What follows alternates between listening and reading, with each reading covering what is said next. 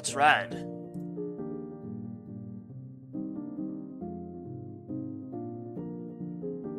Hello, Chad. Hello, everyone. Today, I wanted to delay starting. Hello, Super Ice. This is Morel, Plumbridge Shroomer. I'm calling to ask you about your car's extended warranty. I'm just kidding. We're going on a tea party today. But first I need to drink my coffee. My coffee. Let me turn my friggin' music down, it's kinda loud. I always fuck with my volume settings off stream when I'm using my desktop speakers, and then I start streaming and wear my headset, and it's like, oh, this is not very pleasant actually at this volume level. You know, I forgot to put your new emotes on my stream, but they're very good. I need to make them stickers in my Discord at least before I forget. I have one free slot for a sticker actually. I will have one sticker. I think it's a hard choice between the melon and the upset crying Osana Reimu emote. But I think I'm gonna go with the melon. Sticker name melon. Description melon. Related emoji Morel Doro. There we go. It is now a sticker. You got the early access on my upcoming new YCH emotes.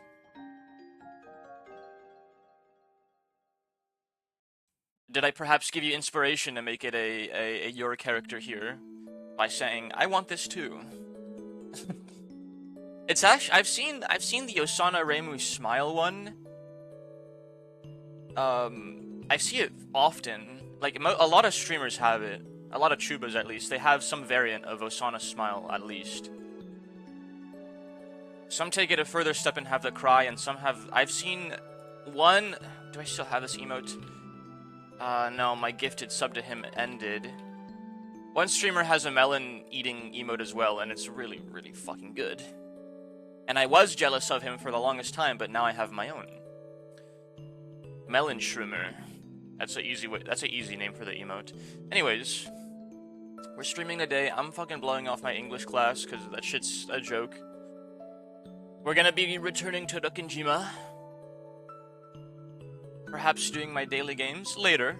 I kind of want to go to Rokkenjima first. At this point, like, I'm so super anticipating this tea party. Let's get it launched even. I just typed into Rokkenjima in my freaking search bar on my desktop. That is not what the game is called. Umineko When the Seagulls Cry.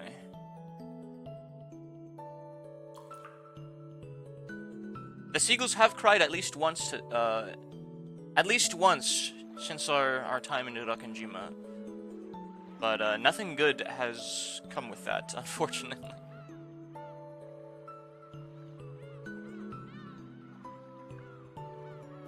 You know what I'm thinking of? The opening of episode 1 had like... This is like completely glossed over in the actual game. But there was like a shrine, like just like destroyed on the way to the island in like one of the surrounding islands.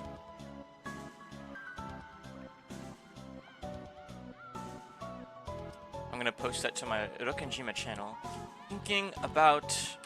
You guys get to hear my diary entries. Every time I'm streaming and I have like a thought that I want to write down, you guys get to hear me verbally transcribe my diary entries to the Discord, because my Discord channel has become my diary / blog for all of you to peruse. Thinking about that opening, that first scene in episode 1, where there's like a shrine on one of the surrounding islands on the way there, and it's like broken down. You know what? I actually have a save file from around that time, I think, unless I saved over it. I saved over it. With my frivolous over-saving, all the other save files are now banished. Still too loud. I feel like it gets louder with every song that every like subsequent song that plays on my playlist. Morel, please just go one stream without playing Undertale Deltarune music. Ever. Ever. We're gonna listen to Undertale Deltarune music till the end of time, until my bones wither away into ancient dust, and my soul departs my body. I will be listening to Deltarune Undertale music. I don't think I've gone a single day without listening to Deltarune Undertale music since Chapter 4's release in July. I think I've listened to Undertale Deltarune music every single day since July. Every single day. I get in the moods. I'm not gonna lie. Like, I do this with other games too. When I played Pathologic Classic HD for the first time, I listened to Pathologic Classic HD music every day for at least 4 months. It's gonna take me a lot longer than 4 months to get sick of Deltarune music, honestly.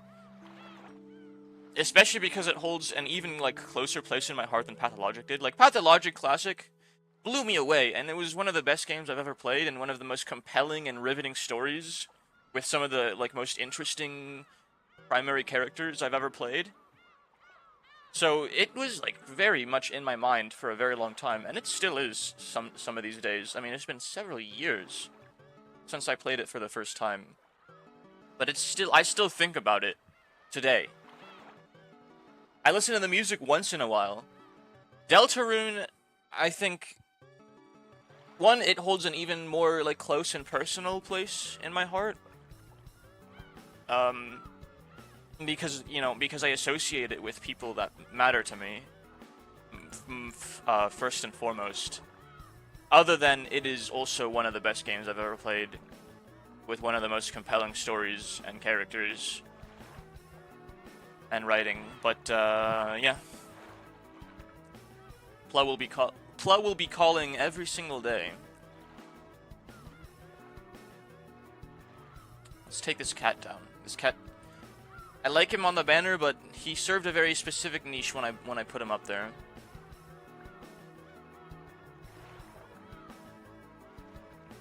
Keep a clean banner unless I'm in a very specific mood. I like to keep the banner more or less clean from now on, I want to say. Every single day I become at least like 0.05% more organized. So in like 30 years, I might be like a functioning human being. With regards to organization skills and best practices. Until then, I'm just gonna barf everything out whenever I think of it and leave it there until it needs to go somewhere else. Like my sources window on OBS. Like, I'm trying to, like, idly scroll through it to look for a specific source I want to manipulate while I'm talking, and I'm not doing a very good job of it, because one, I can't multitask that. There we go. One, I'm not that great at multitasking. I'm hoping once I... Please. There we go. I'm hoping once I play the piano, once I pick up the piano, my, like, hand-eye coordination, using 2 different hands to do 2 different things at once, which isn't really something I've done in a really long time, other than, like, when I play a video game and one hand is on the mouse and one hand is on my keyboard. But that hardly counts, right? Like, that hardly counts. Especially if it's, like, a first-person game, like Half-Life, where one hand's just running and using WASD, and the other hand is just left-clicking. Like, it's not a very demanding, dexterous ability.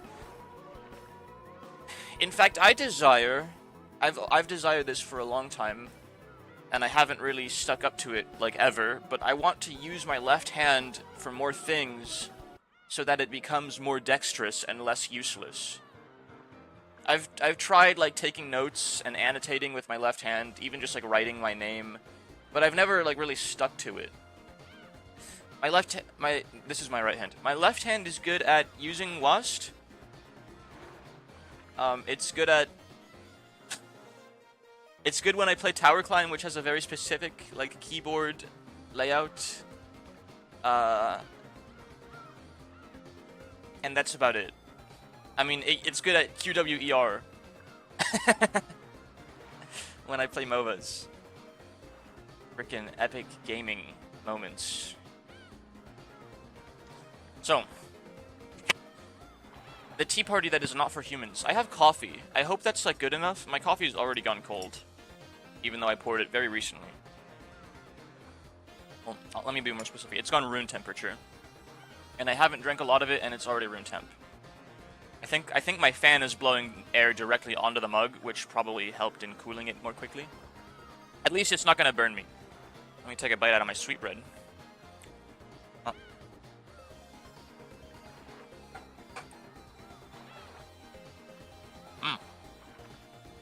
No problem.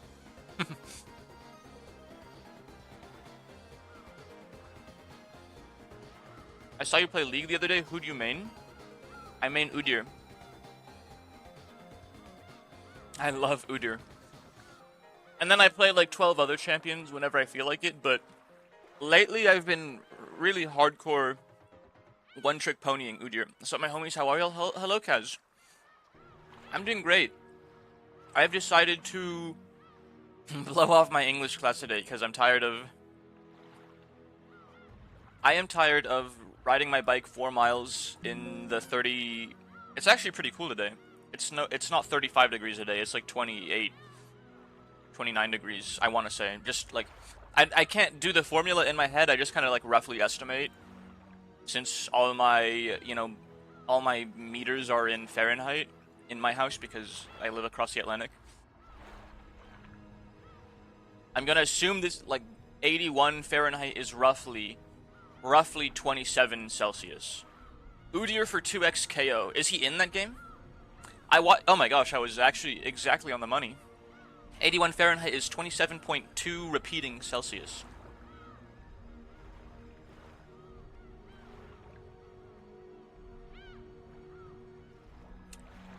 What is the actual formula? Because I don't remember, like, the explicit formula.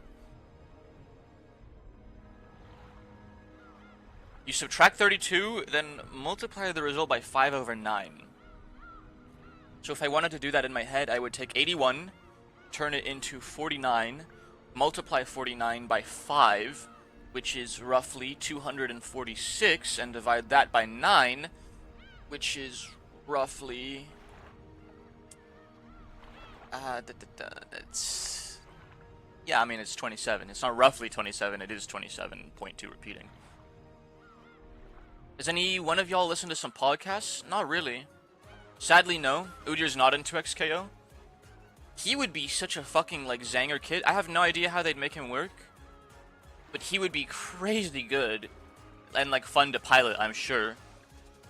It's like, maybe, like, each one of his moves, like, correlates to a specific stance. And then, like, obviously, like, his block would be, like, his turtle. Or, fucking, like, his updated version, like, is a boar. His block would be a boar.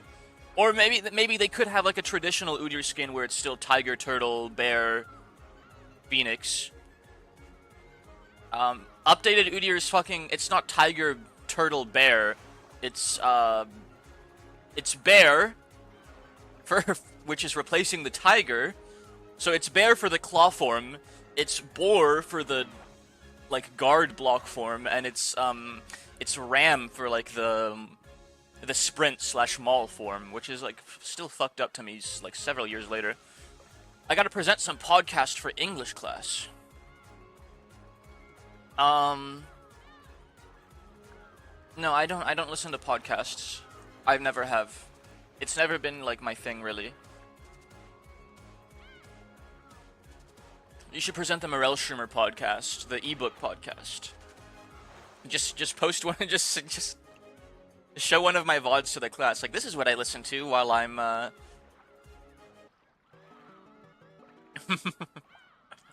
This is what I listen to while I'm doing my homework to help me focus.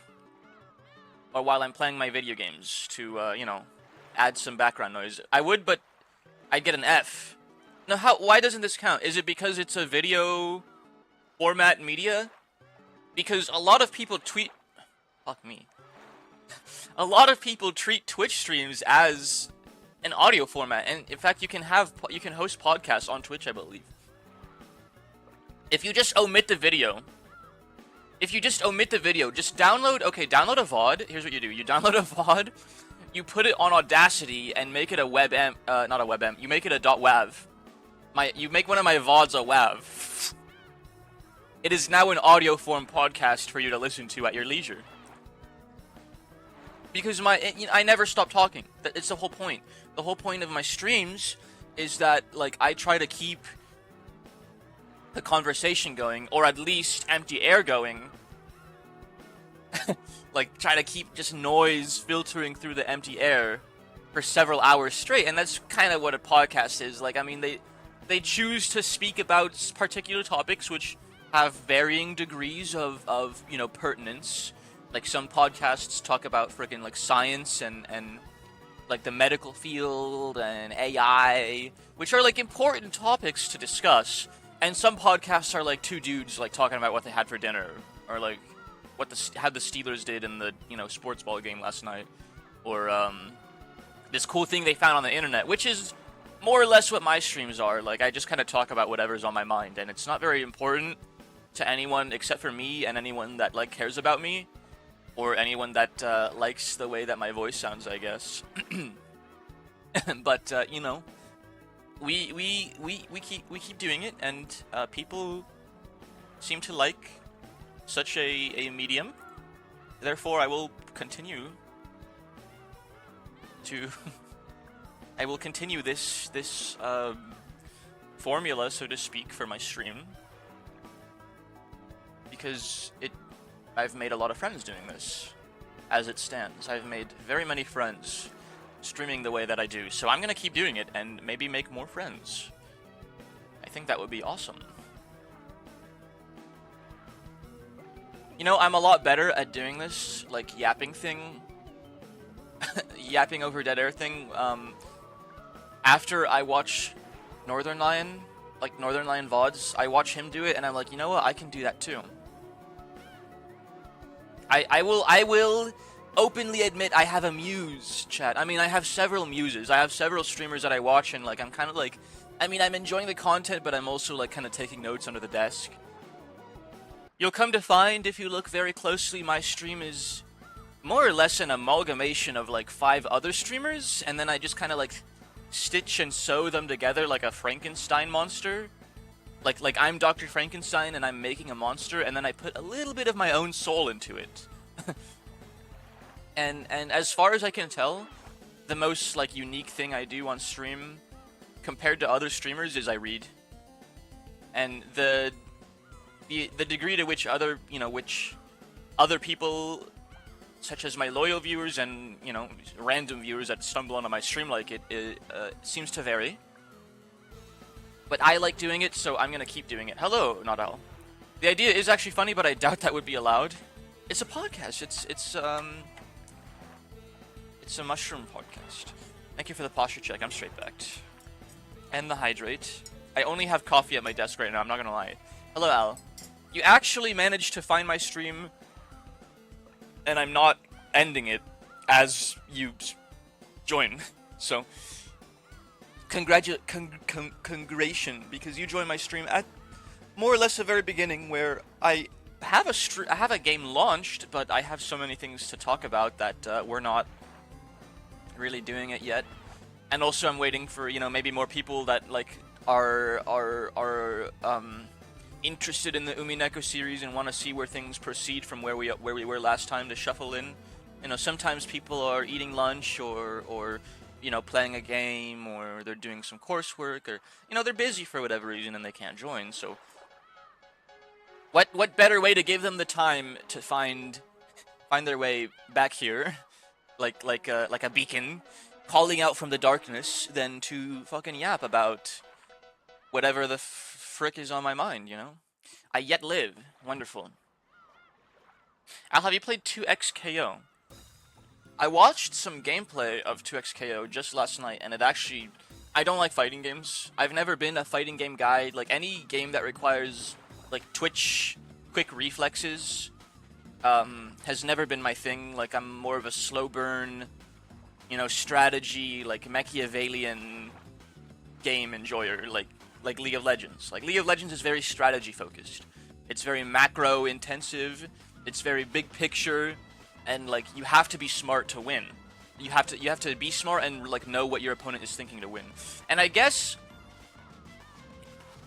in a way it's dishonest to say you don't have to be smart to win in a fighting game, and you don't have to know what your opponent is thinking to win in a fighting game. But you have to not only know what they're thinking, and you have to be smart, but you also have to quickly react and improvise to, you know, the stimulus in a matter of seconds or less. They're way more heavily leaning into mechanics, yes. And that I've just never been good at. I've never been good at like low time to kill shooting games, like frickin' like Call of Duty, where you just kind of click on someone and they die. Like, I always lose the fucking click war when I see someone on my screen. Like, their mouse will find me before my mouse finds them. And I know that's a learned skill, but it's never been something that interested me too much in getting better at. I'm both dyspraxic and dysgraphic, so my mechanics are just utter trash. Oh, so that's why you play Nunu. Yeah, that makes sense. That makes sense. Nunu's a very, very macro-heavy champion with his snowball. I mean, like, he's all about being in the right place at the right time, and I mean, his Q's a point-and-click heal. His ult, he has basically one skill shot till end, not counting his big-ass snowball, and they're tiny snowballs. And I mean, it's really a skill shot in, like, name and not function, because if you're in melee range of someone, like, you're gonna hit your snowballs anyways. Hydrate and posture check. Thank you, Kez. You were very interested in my well-being today. You know, I'm straight-backed, but my lower back does hurt a little bit, so I might get up and read while on my feet. I think you would like Udyr too, Al. Udyr is a very, very low mechanics, high macro champion. The difference between Udyr and Nunu, well, one is that Udyr like kind of sucks right now. I'm not gonna lie. But the other one is that Udyr is a lot more versatile in like his options when he closes the gap onto someone and is in the right place at the right time. And the hardest part about him is picking the right empowered ability. And even like I think hundreds, maybe not hundreds. I have close to 100 games on Udyr, maybe in the hundreds now. At least several dozens of games of Udyr.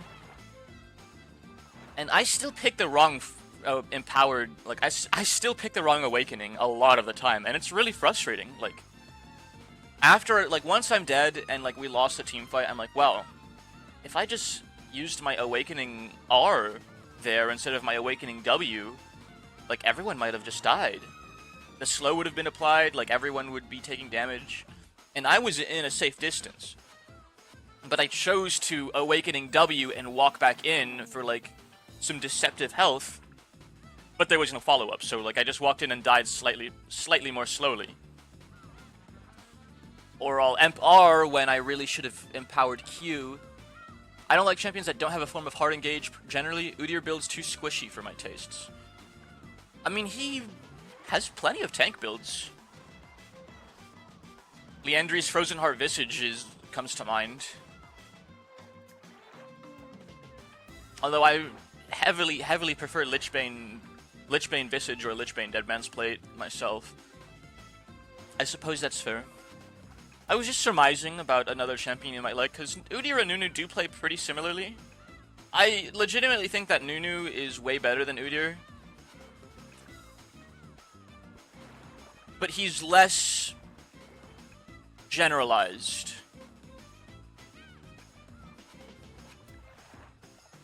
He's way better at Udyr at the things he's good at, obviously, but Nunu has less single target damage. He generally has like less map mobility if his snowball is down, so like Udyr's a little more versatile out of combat because he doesn't have to commit his snowball to get anywhere. You can just spam ramp stance off cooldown every 6 seconds. I mean, there's no harm in that. Yeah, Udyr is just more versatile, and the problem with League is versatility is just not that good. I like versatility because I don't like being counterpicked. I don't like losing the game in Champ Select, and Udyr can basically function more or less into any team comp because you can... Thank you for the hydrate again, Kaz. I need to fulfill all of these once I get some water, but for now I'm drinking coffee in its place.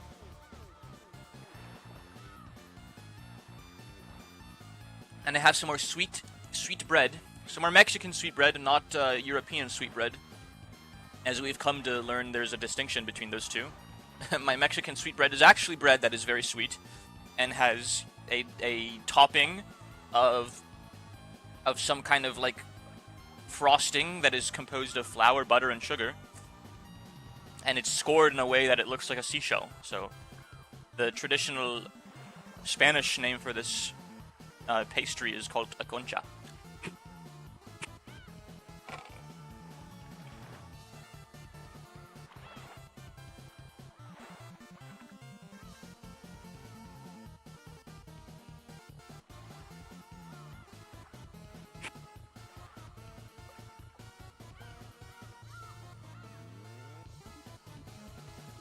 I take a bite. Chat, today I am gonna eat coffee and I'm gonna drink coffee and eat a sweet pastry and play video games. Smile. I feel like a freaking like grade schooler. But this is I enjoy a day like this. Gaff off my class because it's a waste of time, and you know I'll just get all that work done after my stream. Smile. Sounds like peak. The thing with Udyr that's boring is that he's just a full clear bot. Full clear in a gank/objective, repeat over and over and over. Yeah, you know, I've played him for almost 100 games now, and I haven't gotten bored of full clearing. I quite like... One of my favorite things about League, actually, has always been snowballing off a farm. Which, it's a lot harder to do today than it was in 2019, I'm not gonna lie. It is harder to snowball off a farm. In my opinion. But with Udyr, I've rediscovered it. With Udyr okay, so Udyr... The champs I played before I picked up Udyr, I would play Singed a lot. Who also snowballs off a farm, more or less, but in a more specific, like, niche way. Like, you proxy. You proxy and you fucking, like, run away when someone chases you, or you execute if you can't run away. So he very much goes out of his way to not interact with his laner. Unless you play him mid like I do, in which case... AP junglers save tanks in general, clear jungle so fast it's illegal. Hey, they just buffed Diana back to 300%. Monster damage, by the way. Remember when she was 300% monster damage, like, in June? And she was the best jungler in the game, and she was pick banned for several months straight? And then Riot finally, like, gave in, and they're like, okay, maybe Diana shouldn't be pick banned for the rest of time, and they nerfed her clear speed? Isn't it kind of fucking crazy that they just, like, changed their mind? Like, okay, you know what? Never mind. Like, she can just be Hitler again. Like, why not? They just reverted the nerf. What? Like, what is going on in their heads? Sorry, the game gets, like, significantly worse with every single balance patch. All year. All year. Every single balance patch has, like, strictly made League at least slightly worse. In one margin or another. And this patch, they just unnerfed Diana. So, she's just pick banned for the rest of, like, time, I guess. I'm actually curious. Let me see her, her pick rate spike this patch, because I'm sure it's a lot higher now. Oh!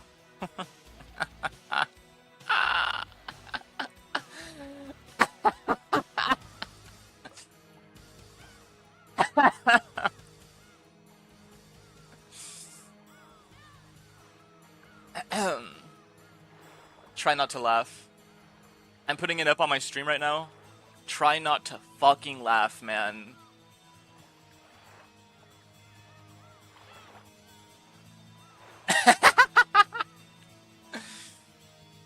Alright, dude. Thank you, Riot. Thank you, Riot. I'm so glad her pick rate has tripled across the board and is only continuing to rise as the patch continues. Diana's currently like 50... She was 52% win rate before her buffs. She was 51.3% win rate before they buffed her clear speed. Thank you for the hydrate, Kaz. I still need to get water. I haven't been able to find a like pause point in my train of thought yet, but I will get a water cup. Okay, so her pick rate, not only has her pick rate doubled, but her win rate has already gone up by 1%. Sorry, not only has her pick rate almost tripled at this point, but she has also a higher win rate now. Thank you, Riot. I don't understand. Why would they do this? Like, why would Riot ever do this? What is, like, the point of this change? Like, you can't say it's for Worlds. Like, Diana's not a pro play champion. She is a, like, very strictly solo queue champion, right? This is only in the jungle, by the way. Her mid lane pick rate is still more or less like 4 or 5%, and it's also a 53% win rate.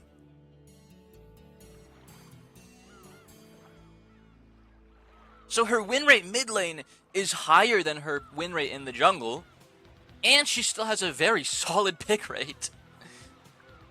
Holy fucking shit, Diana's picked one in every, like, 5 games almost. Hello, Ice Lasers. Hello, hello, welcome in. I'm complaining about a game that is bad. Ignore me. I'm gonna stop that because it's annoying. It's annoying to me, and it's probably annoying to you guys when I, like, complain about things for no reason. It's really funny, though. Yeah, her win rate has gone up significantly.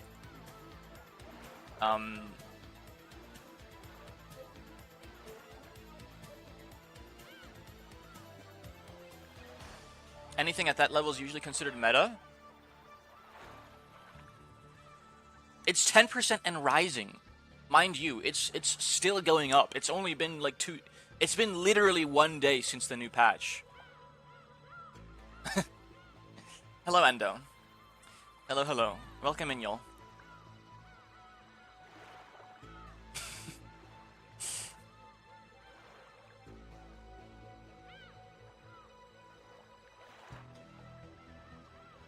Yeah, so, Diana is Hitler, which is super cool. And, like, there's no reason for this change, right? It's just like, let's make her Hitler. Again. Thank you, Riot. Well, that's enough of that. I think I've made my point, and I could really complain about it for a super long time. Like, I'm being serious. I could complain about it for the whole stream. But, what do we gain from me doing that exactly? I'll just permaban her. Like, fine, I'll leave fucking Volibear open. I will have to leave Volibear open so that I can ban Diana. Like, my bad. Whatever. Beach Volibear. Volibear needs a beach type skin, I think. Okay, let's not talk about Singed 53.8% win rate, Lamau. Well, he's a one-trick pony champion. His win rate's always high. His win rate historically has been high for the last, like, 6 years at least. The Limbus event was decent. I will check it out tomorrow. When I promise I will definitely stream Limbus for sure. Singed has always had a high win rate. I mean, he has it's 4,000 games, man. Like, who is playing this champ? No one. That's like my grandma. That's like my grandma's pick rate, dude. My grandma's like playing Singed in her free time, and she's won like 6 out of 10 games. Oh, he has a 60% win rate. You see how silly that sounds? Like, Shroomer? Hello. Why are we screaming? Hello, ice lasers. I recognize that face.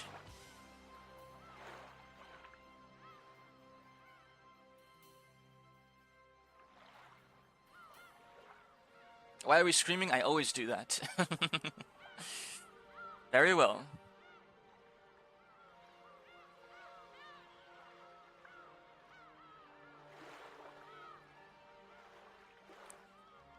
Yeah, the reason no one ever talks about Singed's win rate is because he has a play rate of like 1% usually. So it's not surprising that the people, when only the people that are masters at Singed play the champ, they win more often than they don't. Slightly. Diana is being picked by every single like meta Andy from silver to diamond. That, you know, they just like discard a toy like literally Andy in Toy Story. I don't want to play with you anymore. Like every other Wednesday, I don't want to play with you anymore. And then they pick up Diana instead. I mean, Singed mid. There's some OTP champions that people just don't like playing but are so strong. Yeah, like Zillion.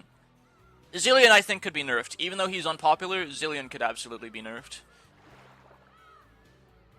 Riven, Nunu, Singe, Zillion, stuff like that. Yeah, Zillion needs nerfs. Like, desperately needs nerfs.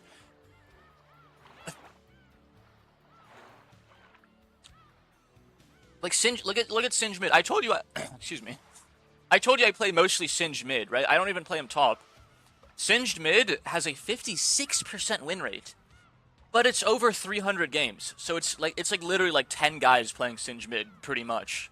In all of Emerald Plus globally, it's like 10 guys playing it. And then when I choose to play it, I'm like the 11th guy, and I have like around a 60% win rate on Singed mid over the last year. So like, yeah, it's pretty good if you are a Singed mid player and you know how it works. There's this one clip by this one streamer. I don't remember what his name is, but he like goes on Analytics, and he goes to the tier list tab, and he's like, high number? Me play? Number big me play. Whoa. Quinn. Number big. That's kind of how I feel about people that, like... I say people that talk like that, like complain about Singed, but I've never seen it before, actually. I've never seen someone complain about Singed.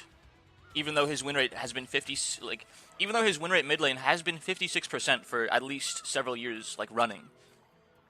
Nobody complains about him because he has like 300. His pick rate's like 0.05%. Anyways, you freaking... I said I was gonna stop talking about this game, and then you got like the engine running again by bringing up Singed. You can't just talk about things that I care about deeply, because I will go on long ass tangents.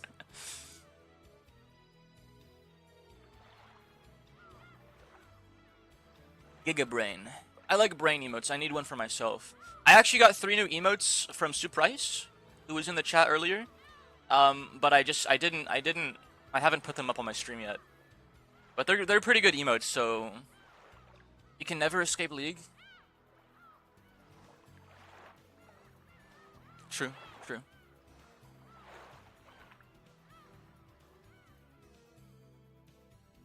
And scene.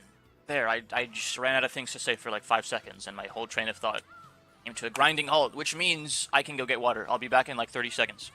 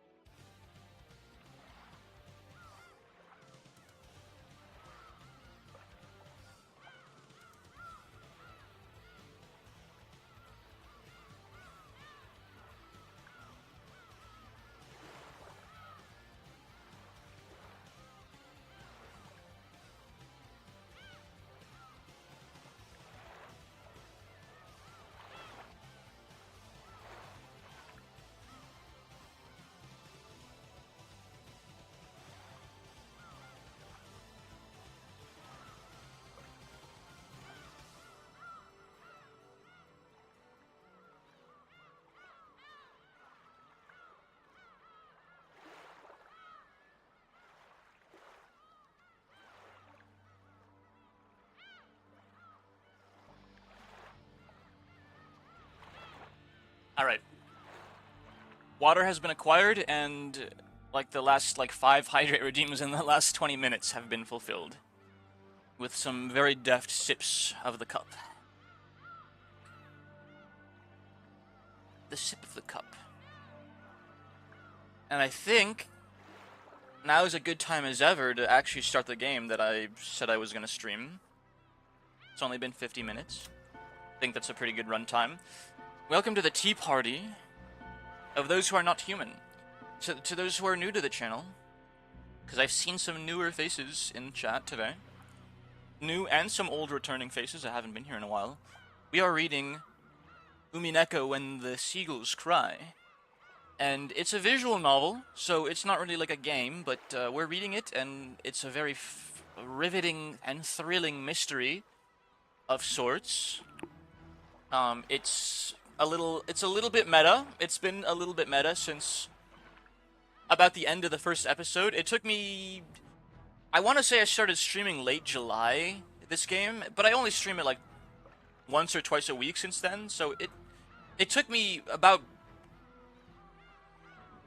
10 streams to get to the end of the first episode, and all that it did was raise more questions. I hope y'all are familiar with Umineko When the Seagulls Cry, because if you're not, you'll be jumping in at a very awkward time. Because, like, a brief synopsis, we go to an island where it's a very wealthy family. Here's, like, setting the scene. There's a very wealthy family. They're going to an island to discuss the inheritance of their aged head. The aged head of the family is very ill and seems to be nearing death. So they go to the island to discuss the inheritance, mostly. And their dad hates them, so he kills everyone. That's not actually what happens, but everyone does die. It's called the Rokanjima Massacre, and every single soul on that island dies. And the mystery is who killed them. Was there a 19th person, or was it one of the 18 who then killed themselves out of guilt at the end, or fled into the forest, never to be seen again? Because a few of them are missing. And presumed dead because the authorities found a fucking jawbone of one of the children. That's like the most brief, rough synopsis I could have possibly mustered for such a deep and intricate story. Like I said, it took me like 10 streams to get to this point, and we're on episode 1 out of like 4 for the question arcs. So the mystery is deep, and there's so many more details that, you know, probably matter that I forgot to include, but we'll learn about those details in this tea party of those who are not human. Let's crank down the StarCraft music, because the Umineko When the Seagulls Cry, Umineko no Naku Koro ni is the Japanese title of this video game. The soundtrack is very good, and the atmosphere is very good, so I like to devote all my resources to laser focus. We're playing Umineko now. We're reading. Need to clear my throat a couple times because I like giving the characters funny voices, as a VTuber does. They like to voice act. I'm a big fan of voice acting and acting in general. I already forgot the voice I gave Beatrice, but I can only remember it was regal and haughty and high class and presumptuous. I'm gonna mute myself so I can really clear my throat.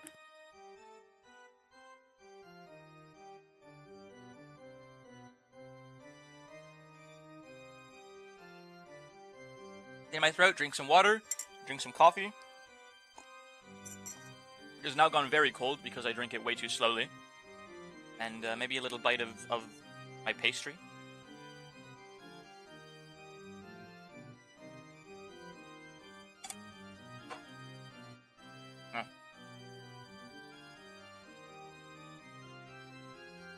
Sandwich make me strong.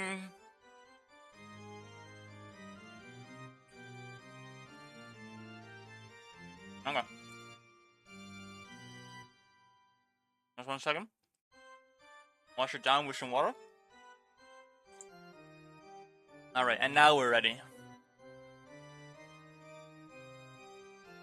I'm ready to dive into the character that is Beatrice. I am, because in order to voice act for Beatrice, I must become Beatrice. I must understand her and love her in order to fully play the role to the fullest extent possible. I should say that more. I need to understand her so deeply that I love her, and I do that for every role I play.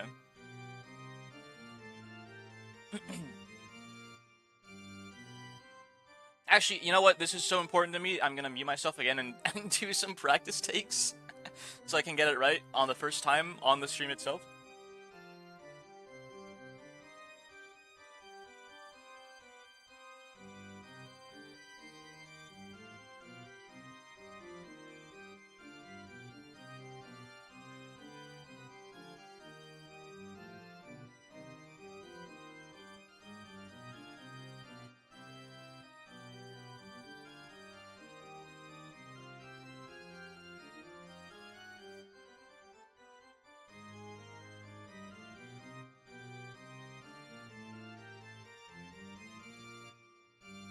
Okay. What sort of black tea shall I prepare next? Allow me to display every refined tea that ever was and ever shall be. Maybe adding like a little bit of posh timbre to a posh tinge. Oh, who's this? Dried plum black tea. The kind that goes for 200 yen a pack. For 1,000 years I have been fond of black tea, but I did not know of such a thing. I will never tire of living in this world. Rito, you don't have to display such hostility. I don't know who this is, I've never seen her before. I am just a wandering witch. I didn't come with the intention of violating the rules of your territory. Hostility? I bear nothing of the sort. I am just terribly concerned with seeing to it that the legendary witch, Lady Berncastle, is well attended to. Purple girl. The witch behind the slaughter? There is something in my throat. I can't get it out, just no matter how hard I clear it.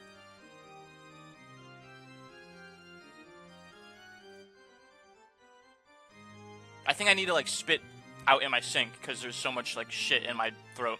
1 second.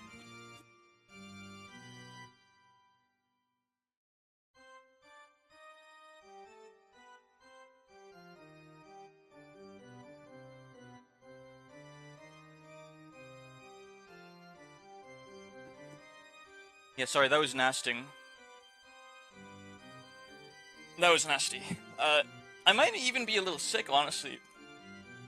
When I went to my English class on Tuesday, the freaking kid I sat next to, and I say kid because, like, I'm a first-year college student, and it's a community college, so, like, these guys are, like, literally, like, fresh out of high school. Some of them are still high school age because, like, they graduated earlier or some shit like that. So the kid next to me was, like, really sick and coughing all class, and he wasn't even covering his mouth. And it was really, really irritating, and I think I might have gotten a little sick off of him, I'm not gonna lie. I very rarely get sick. I have a strong immune system of a young man in his prime, but I also don't really go out too much anymore, so, like, maybe my body's just not used to outside world germs. It's been a very long time since I've, like, left my room with any even middling level of consistency. Anyways, death penalty.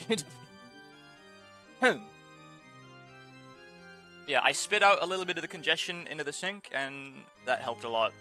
It helps to clear my throat and not, like, just swallow back up everything that I just forced out. Like, I know that's not really how it works, but it feels that way. I know that congestion is more or less in, like, the windpipe, not the food pipe. But, so swallowing doesn't put it back where you kicked it out of, but it still feels, like, gross and like, sticky. Anyways. The Golden Witch, we've read her profile before, but, you know, to catch y'all up, or to remind y'all, the Golden Witch Beatrice, who has lived for 1,000 years. She has surpassed the limits of humans and, like demons, will sometimes appear in response to the summons made by humans, to offer her power in exchange for a price. She likes black tea and ice cream. She hates boredom and people who deny. Execute and resurrect. Oh, I didn't even see these buttons. What the hell? Those were not in the... Those buttons were in episode 1. Burncaster. The Witch of the Fragments, who has lived 1,000 years. I'm like kind of workshopping her voice as I go. This is what I just workshop the character's voice and we see what works and what doesn't. It is said she lives in a world where the concepts of fate and possibilities can be visualized. In other words, sometimes she is you, and sometimes she is your only friend. Understand? She likes wine and spicy foods. She hates boredom and people who never learn. Are we a witch now? I don't know, the game has been getting increasingly meta since the end of episode 1. We're at the tea party for people who are not human, which I suppose that to mean that we are also not human, according to the game. Well, I know none of y'all are human, you guys are spores.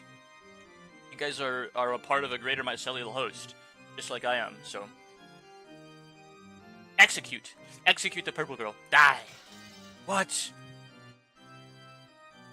By constantly continuing to think, I will live forever. In other words, if I were to stop thinking, I could die at any time. However, once I start thinking again, I can also revive at any time. That is why I'm fickle and whimsical. I live as I please, die as I please, and revive as I please.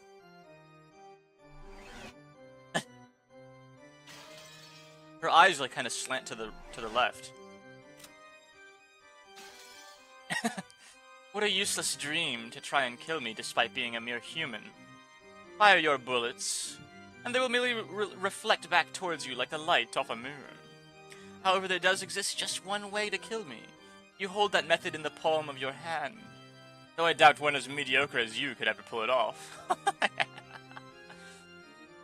What if I execute both of them?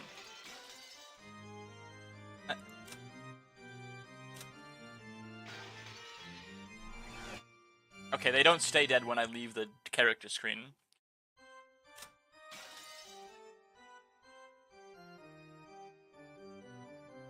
There does exist just one way to kill her, and you hold it in the palm of your hand. Though I doubt one as mediocre as you could ever pull it off.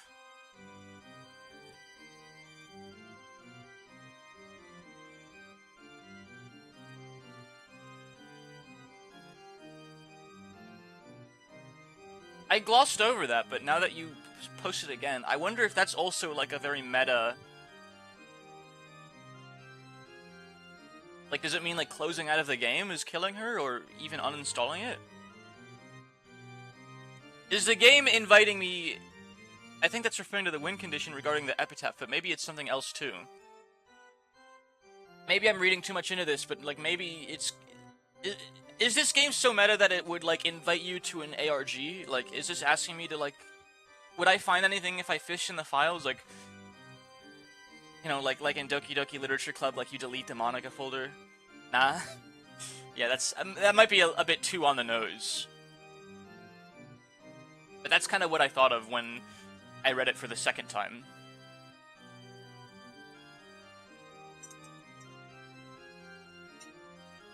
No ARG in Umineko no Nakukoro ni.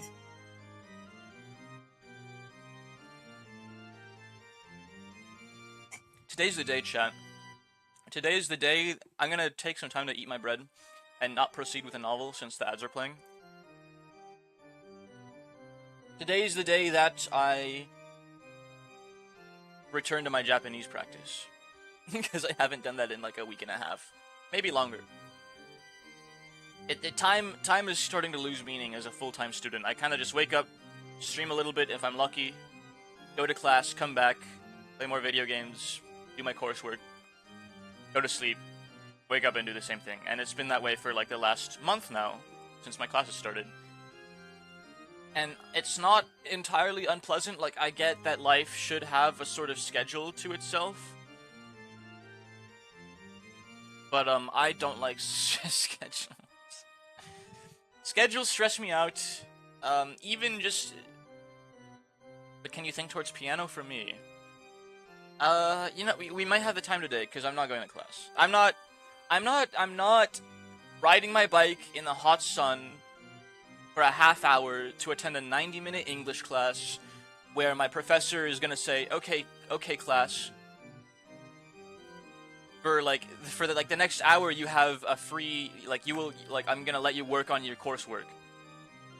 Okay, why did I even come to class then if you're just giving me an hour to work on my coursework and not teaching me anything new? Like, I could have just stayed home and worked on my coursework at home for an hour. Which, like, I mean, it's not like, I'm not, like, this isn't against my professor. Like, I understand that's just kind of how class works sometimes. It's only frustrating specifically for me, who has only that one class in the day and has, like, a long travel time to that class. Like, it's my very specific scenario that makes that frustrating. Like, if I were, like, if I had, like, a truer schedule and all my classes were on one day and it was just, like, one school day, it wouldn't be as frustrating. So really, the only person I can be mad at is myself for letting my classes be scheduled like this. And it's only scheduled like this because I didn't notice that I didn't have English on my schedule for the semester until the first day of school. So I fucking quickly, like, email, you know, my counselor, who just kind of, like, slaps on, like, the only class remaining that's available that starts the next day. And it happens, you know, that all my other classes are not on that day. So, you know, fuck me, I guess. Anyways, yeah, I'm just not going, because, like, nothing against my professor or the course. I'm enjoying my English composition class. Like, I value the coursework and I'm eager to learn, but I'm just not gonna ride my bike for 30 minutes there and 30 minutes back for an 80-minute, you know, free coursework, like, session. I'm just gonna do that here after my stream. Anyways, now that that's out of the way and the ads are out of the way, the epitaph is already a difficult puzzle by itself. True. Yeah, anything more would be, like the actual riddles in the game are more than enough of a challenge to chew on. For sure. There's just one way to kill me. You hold that method in the palm of your hand, though I doubt one as mediocre as you could ever pull it off.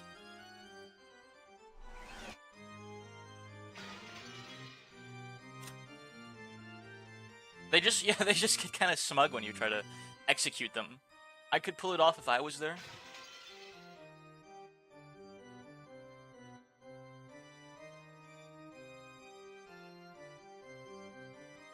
Battler can pull it off. So true. And Battler's literally me, which means I can pull it off. I don't know, guys. She said she'd make us start kissing her toes. I'm not totally opposed to that notion, frankly. I'm literally just assuming it's to not believe. Battler is missing. Battler is dead. He's in hell. We just saw it. We just saw to that. We just experienced that firsthand. Battler is in fucking hell. Sorry, he's in purgatory, which is a different place than hell, according to the Divine Comedy. That's I will leave it at that. He's locking in. You misunderstand. I am powerless. Before a witch such as you, who possesses the dreadful power to kill an individual 100 times, I am completely powerless. That a powerless lady witch like you possesses a power that none can approach is what is truly terrifying. After all, that great witch lady Lambda Delta was dethroned by you alone. Some of this is referencing Higurashi, so it's okay if you don't get it. Is this a direct sequel? I thought... No, you said this game was standalone. This is just a freaking, like, special meta section. I only won an endurance contest. She simply got tired. Betrayed and locked in the hyperbolic tea party for 100,000 years. I told you guys, Battler's a misogynist, so his purgatory is being surrounded by women that are smarter than him and know more than him. That is literally his, like, ironic punishment. It's just a subtle illusion. That is not what Lady Lambda Delta said, though.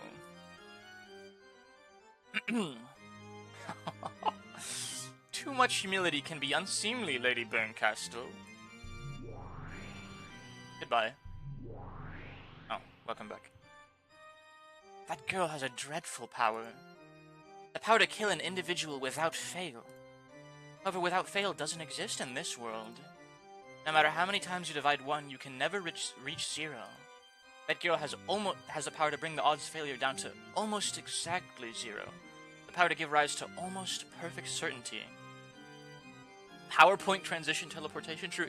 You gotta remember, this game was made in, like, the Stone Age, so... they're limited in terms of production value. So what they managed to make with those limitations is quite impressive in any case. I hope I never have to fight such a terrifying witch again. The witches fight each other? What the hell? Why would they be fighting each other? Do they hate other witches? However, you have the power to cause success without fail as long as the odds are not 0. Though you say without fail doesn't exist in this world, you possess an infallible power yourself. Oh no, this is Beatrice speaking. How very terrifying! Is it? I don't know, I can't tell who's talking anymore. The power to kill an individual endlessly. So I'll just use my own voice. I think you're the more terrifying one. Oh, you jest. From your point of view, mine is but a trifling power. This is most certainly what one would call empty praise. 7th Project managed to make this in a cave with a bunch of scraps. That's what I'm saying. The OG versions were basically made in garage with no budget. That's the best kind of game, though. Tower climb? I think I have mentioned tower climb on stream before, and I would like to stream it for you guys one day. It's on the list, I'm sure. Igarashi was very famous, so Umineko had a big budget, and it has 200 songs made for it. Ooh. The OG versions were basically made in a garage. So when you say the OG version, do you mean the OG Umineko and like they remastered it when Higurashi hit it big, or the one you're playing?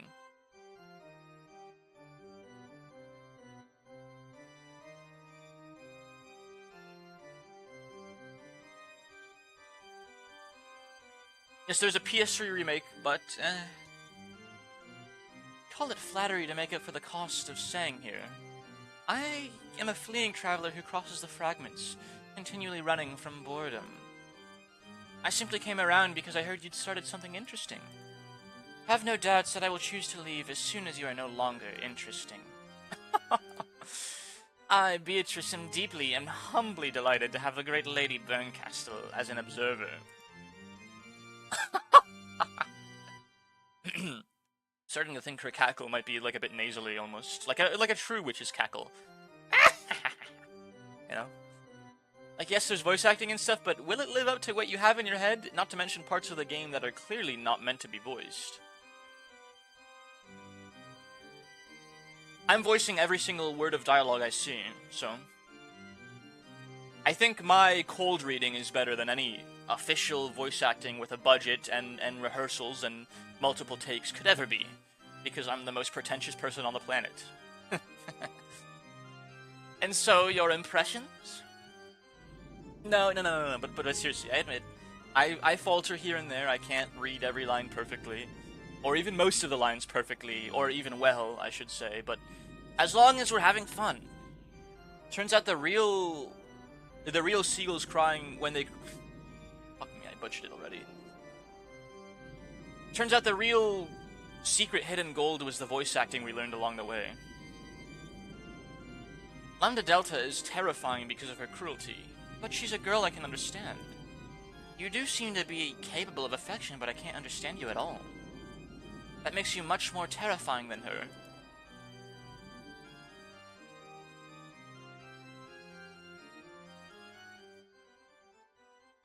Is that too quiet? It's kind of loud on my end, but I can tell like the volume mixer is already on the more quiet side. I turned it down to spare my own ears. It's not like so loud that it hurts, but it's so loud that I feel like it would be irritating after a long time, so I turned it down on my own end a little bit. Excuse me. You know what I can do? It's okay. I can I just realized I have my output attenuated. No, not like this. Not now.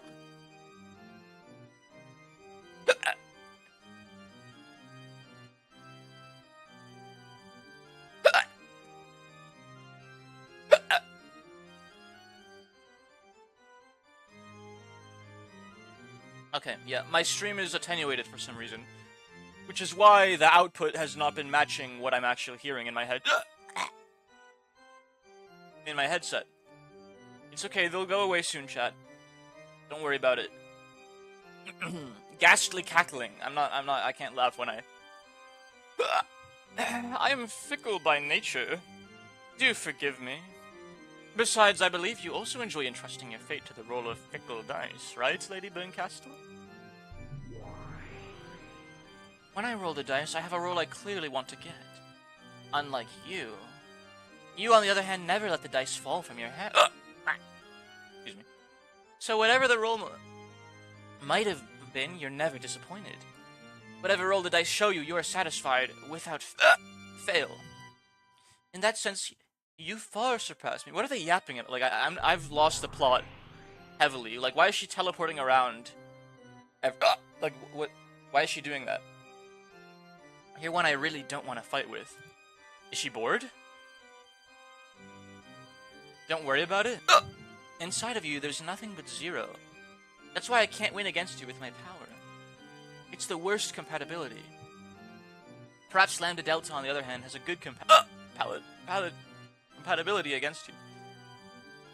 Since she would be able to kill your endless nature. She's talking to Beatrice and comparing their powers. Burncastle is the Witch of Possibilities, and Beatrice is the Endless Witch.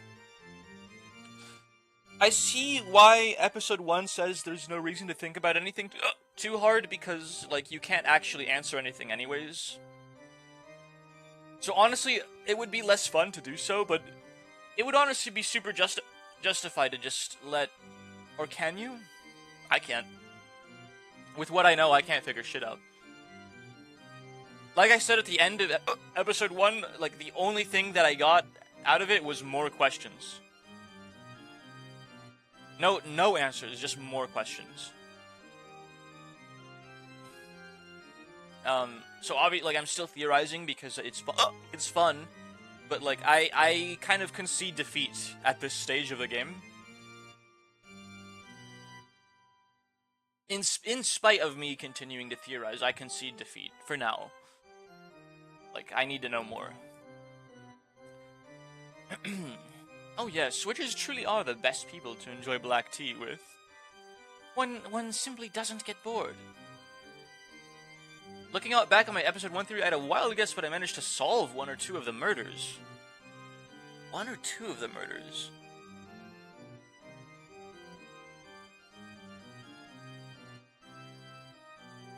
There's so many moving parts. Like, yeah, it really could only be a wild guess. What? Okay, I need to, like, recompile my knowledge right now. What do we know? There were 14 dead bodies found. 6 in the shed, with their faces mutilated. Do it after you finish this tea party. It's short. Okay. Then I'm relieved. Boredom is the only poison that can kill me. So don't kill me, okay? Lady Beatrice, Endless Witch. If such is your wish, I, Beatrice, shall show you an even better time. In that case, wouldn't it be best if I brought the next chessboard in right away? It seems the next tale would do more for you than another cup of black tea. Just wait for a moment. Like, maybe she's laughing like Queen.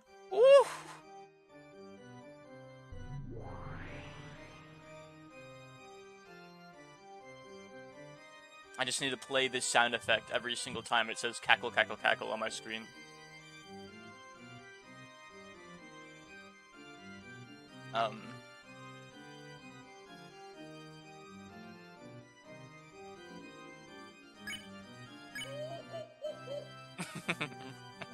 There we go. Just wait for a moment, the purple one instantly dies from boredom. Real.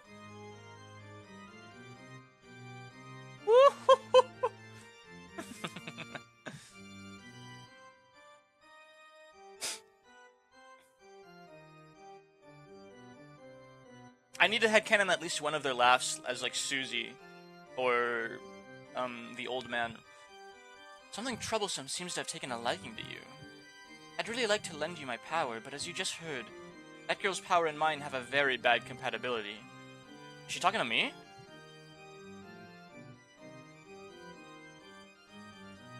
Thank you for that lurk, Ando.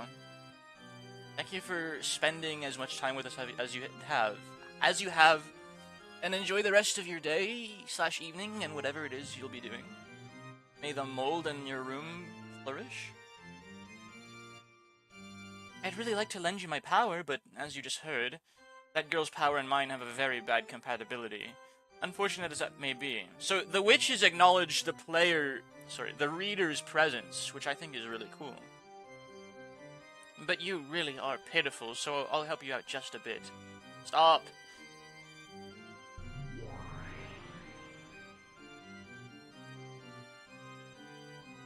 First of all, about that girl. Don't bully me, It'll only fluster me.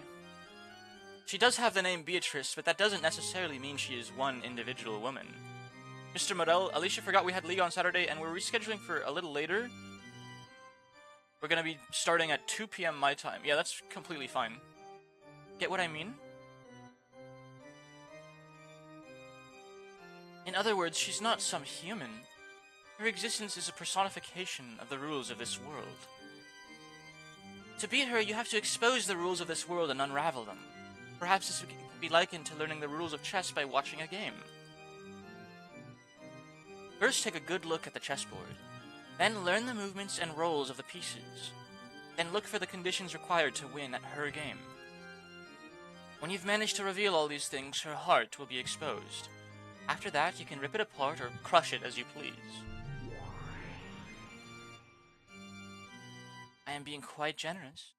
In the past, when I had a human body, it took me 100 years to notice even this much. This is my meager farewell gift to you, the pitiful one captured by Bito. Understand? No, I don't. I'm not gonna lie. Naruhodo, bro. Yes, I understand.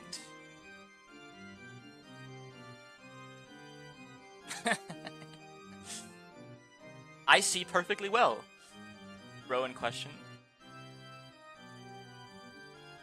Her existence is a personification of the rules of this world.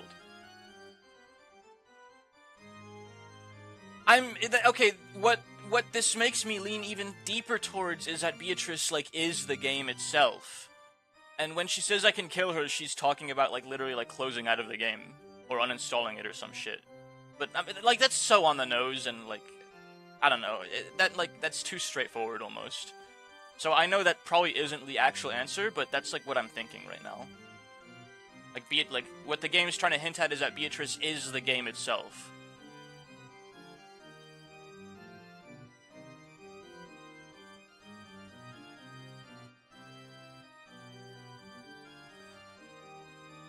Her existence is a personification of the rules of this world. To beat her, you have to expose the rules of this world and unravel them. Perhaps this can be likened to learning the rules of chess by watching a game. First, take a good look at the chessboard. Then learn the movements and roles of the pieces. Okay, so the metaphor... I'll try to interpret what Berncastle is saying. That's what I'm doing right now. So the metaphor is that the game is the chessboard. Beatrice is the rules of chess, so to speak.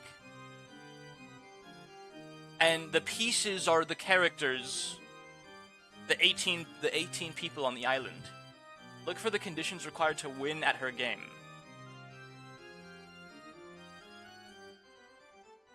Beatrice is literally the rules made real. The rules.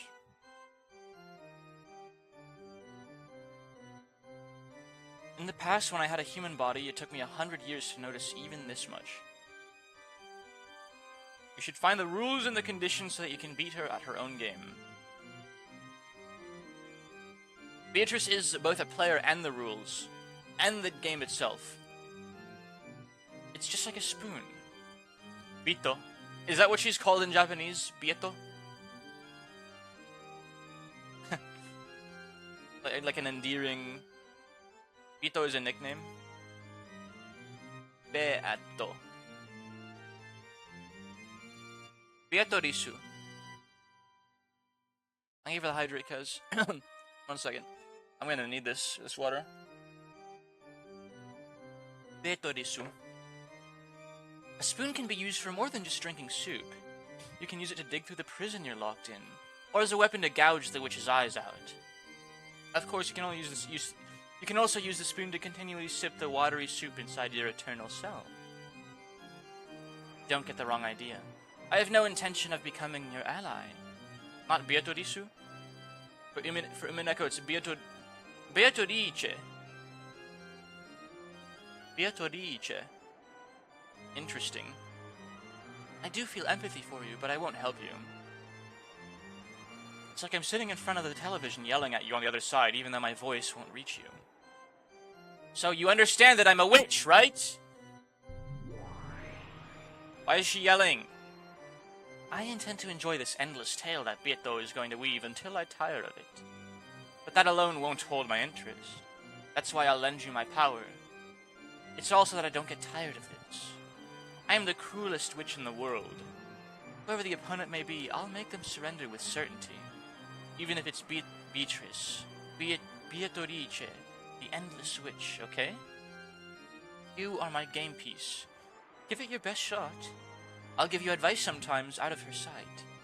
Don't bore me, okay?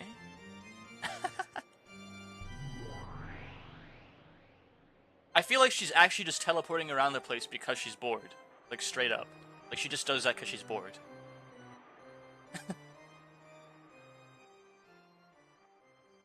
Probably. La la la la la la la. That really is like a riff I could imagine hearing in Deltarune or Undertale. Guy who just finished playing Deltarune and has been thinking of it all for several months straight. You know what this really reminds me of? Deltarune. Addition of a new game board. Is that what it means by the next episode having been unlocked?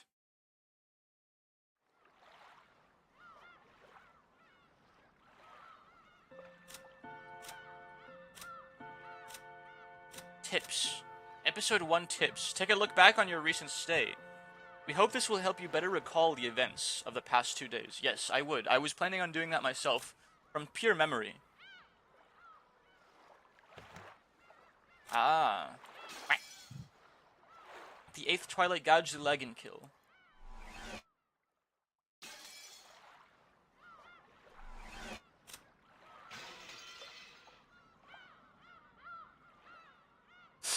So you can see all their death portraits, all their mortal portraits, all the epitaphs, the epitaph, all 3 letters.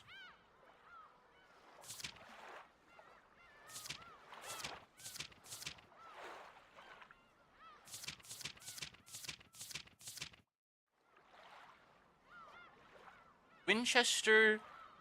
Okay, I kind of lost track of what I'm. The Witch's game record. Beatrice is there now. Oh well. Hi.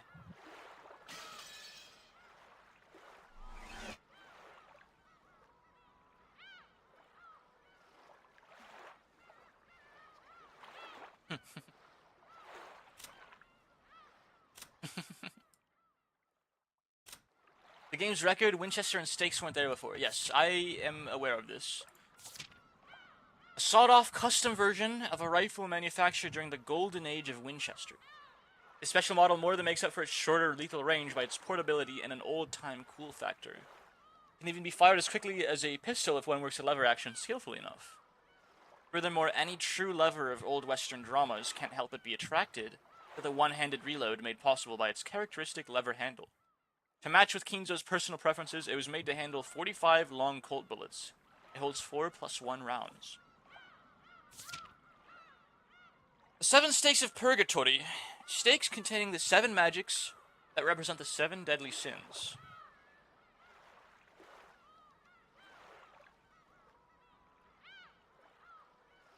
They have no blind spots, will hit their targets without fail, no matter what form of cover they might be hiding behind. Furthermore, it is possible to change the force they hit with, depending on the part of the body at which they strike. They are extremely powerful weapons, but they cannot target pure people, who have not committed one of the 7 deadly sins, or people who have a strong resistance to magical power.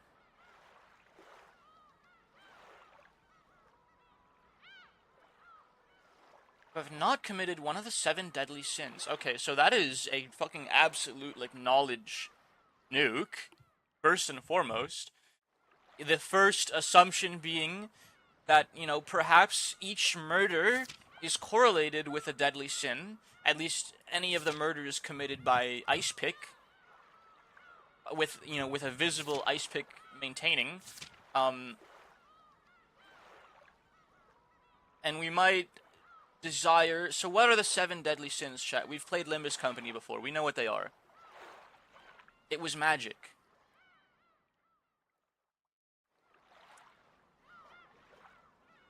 Genji... So, the 7 deadly sins... Sloth, wrath, greed, lust, unless you can explain that with human means. So the Maria theory, I don't think it's holding much water anymore. How did it hit? How was Hideyoshi murdered in the closed room in his bathroom? So if I recall from Tuesday's stream,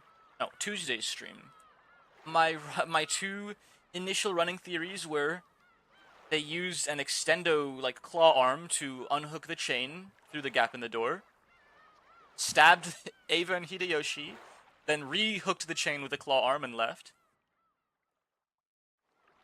Or they used some technological device to launch the stakes through the gap. Like a blow dart, maybe. Or, you know, a rifle of some sort. Like, we have weapons. Posture check. I am straight backed, good sir. What I do need to do, though, now that you mention it, because I've been so locked in on Umineko for the last, like, 40 minutes, I will just get up and kind of, like, look away from my screen for a while. You know, prophylactically... resting my eyes a little bit from staring at something so close and bright for so long. Just, you know, spend a couple of moments looking across the hallway or at anything that's distant to, like, let my eyes kind of reset a little bit. And while I'm doing that, I can just, you know, stretch a little bit on the door frame or something. Just... my back.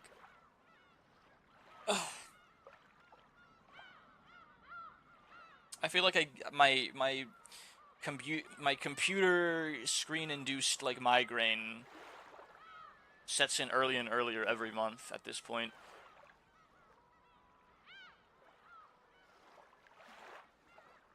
I have very poor eyesight, chat, and it's always been bad all my life. So looking at a screen, I think that, like, I have a very specific, like, sort of photosensitivity where... Did you hydrate? I've been hydrating. Looking at a screen for any, like, extended duration of time just gives me a headache. It's always been like that. Which sucks because I fucking live on my computer more than most people. And I've known people who are even more, like, hooked to their computers than I am, like, actually just spend every single waking moment, like, in their computer chair. And they don't... I'm jealous of them because they don't get, like, migraines like I do when they use a computer for a long time. Like, evidently, like, if you can wake up at 6 in the morning, start, like go on your computer and start, like, watching YouTube and anime, and, like, just do whatever the fuck you want on your computer until, like, 12 at midnight, and then go back to sleep, like, to wake up 6 hours later to go back to your computer without any, like, headaches or migraines like I get, like, for using my computer for, like, a couple hours in a day. Yeah, it does make me a little envious of their ability to, you know, be completely sucked in, I guess, which isn't what I want, but I would like to be able to use my computer with... Sorry, I'm not gonna fucking ramble about my own personal disabilities. Like, you guys don't want to fucking hear that shit. Back to... I have been hydrating. So back to the murders. It appears to me that the murders have some correlation with sin, perhaps. Perhaps. You have to have committed a deadly sin to be killed by these ice picks.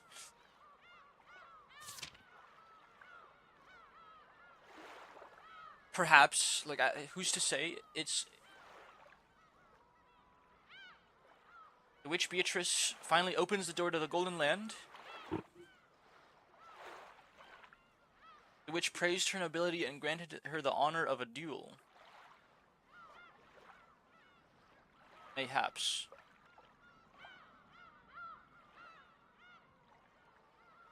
Missing.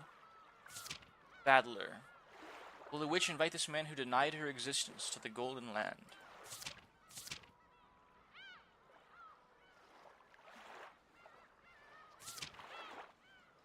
Offered up as a sacrifice. Chosen by the key of the Golden Land. So, the important part of this epitaph right now is probably figuring out what the key is. Ooh, like, what is the key? And to that, I don't know. What is the key? Who offered them up as a sacrifice?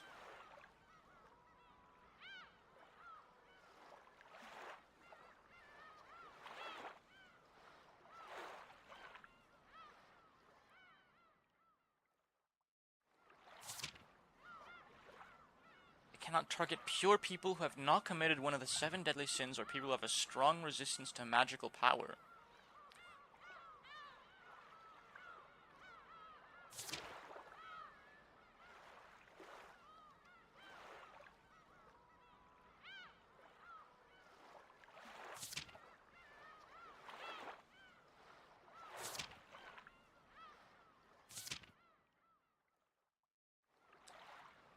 So, compiling. The witch's game record will help with this. 6 were murdered. Their faces brutalized.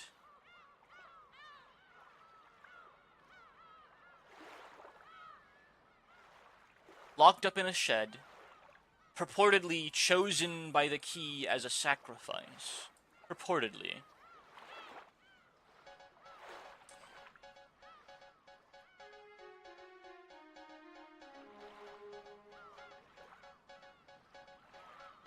They were locked up in a shed. There's a literal physical key aspect to this because the shed had a padlock which only the servants possessed.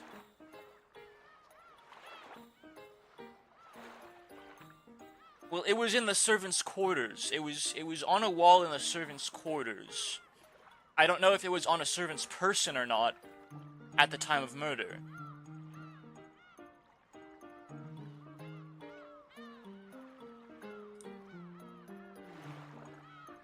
The key to the shed, yes. I believe it was in the servants' quarters. So, Kraus, Rudolf, his wife,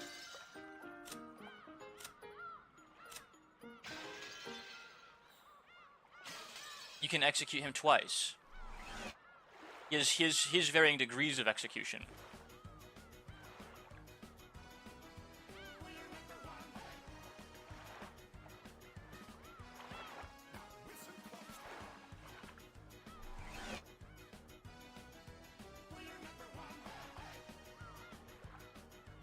He's brimming with energy. So Kinzo would not have gone out without a fight. He's a stout, vigorous man. Ava said it was in the servants' quarters after everyone woke up. After everyone woke up, at least.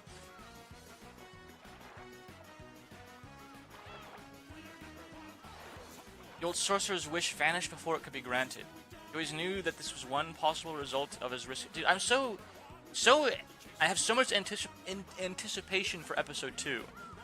But I feel like it could help to catalog our knowledge first.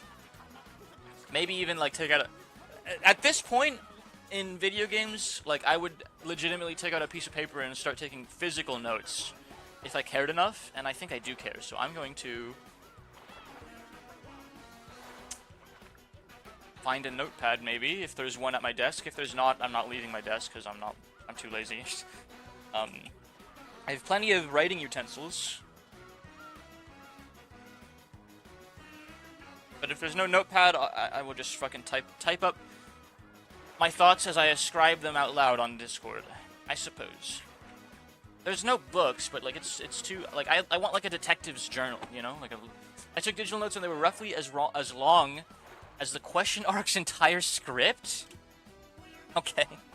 I don't think I'm gonna go that crazy, but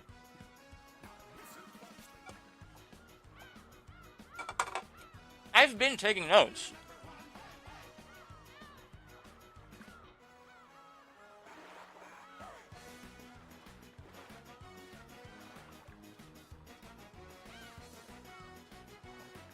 If you've noticed, in the Rokonjima channel, that has been like my digital notepad.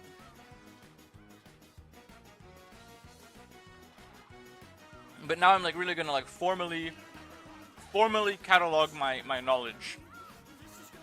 As of yet, I've been using it more or less as a blog post of sorts, like just kind of like almost like I'm live tweeting the game, but only to you guys, right?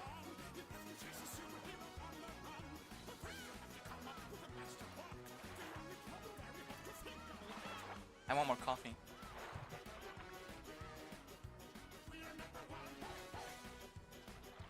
So, Kinzo. Starting with number 1. Okay, starting with the first people. We should start with the first people that are killed. Rosa. I'll get to see her again so I don't feel lonely. I'm almost certain that these like portraits are from the point of view of Maria. The finale of episode 1 kind of confirmed this by saying this was all a story authored by someone who claimed to be Ushiromiya Maria. So it's a pretty fair guess. There's a new song I put on my playlist, by the way, from the Undertale 10th anniversary. This shit's fucking like zanger. This shit's fucking zanger. Let me put this up on the screen, so you guys know what's playing right now.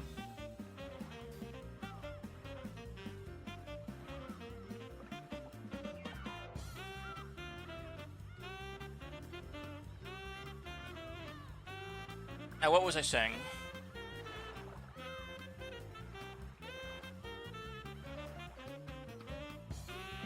What was I saying? Right. We know more or less as a settled-ish fact that this was all from the point of view of Maria. How the perspective shifted and contorted, and we don't know. But we know that we were reading more or less a letter written by someone who claims to be Maria. So these like notes more or less seem to be from her point of view, even though it's like obvious. It would be too obvious if like this letter was in like the first person, right? Like missing, and then this is how she laughs. Like, oh, you can just mass execute everyone. Nice. Wait.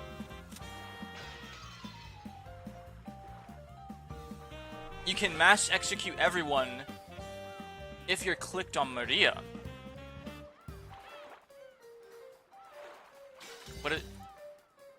Or was that a bug? It's random? Okay.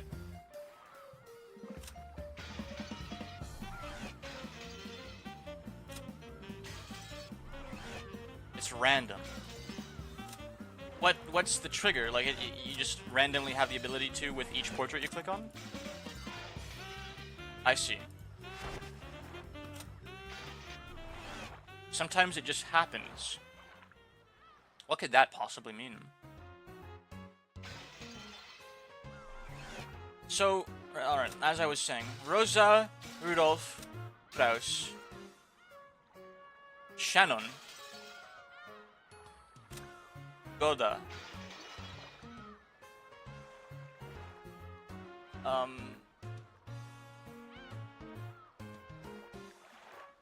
and Hidi. Okay, so let's see. Rosa, let's see, Klaus, Rosa, Rudolph. I know this is also on like the Witch's game records, but just writing it out like helps me like mentally compartmentalize this shit. Klaus, Rosa, Rudolph, Edie, Shannon, and Goda. Murdered, offered by the key, in quotation marks, as sacrifices, quotation marks. Their faces mangled and contorted. Rudolph, Hidi, Doza, and Goda, unrecognizable. Klaus and Shannon had differing halves of their face mangled and were as such recognizable. One could surmise that Shannon took the place of Natsuhi as the sacrifice due to her door being gouged out with something that seems like blood. I'm getting a call, chat. This might be the VA clinic. I'll be right back.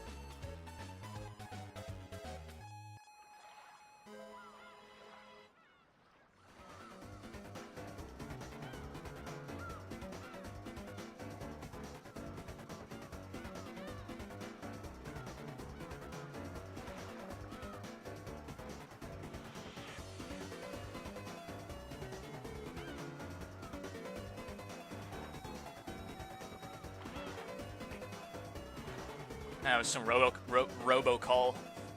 Those scams are getting freaking like audacious. They just said I like qualified for like free money, like pretty much. They just said like, yeah, you qualify for free money. And like I'm not even gonna fucking like humor that with more than 10 seconds of my time. An automated voice call.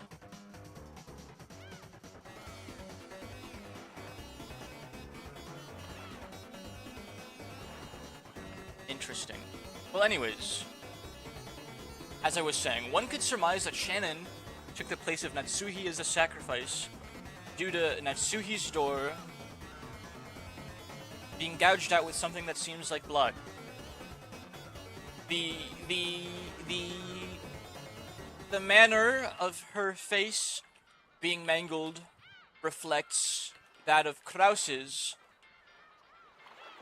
which would make sense if him and his wife being sacrificed simultaneously held some sort of significance to the ritual. What else do we know about the first 6 murders? There was a marker on...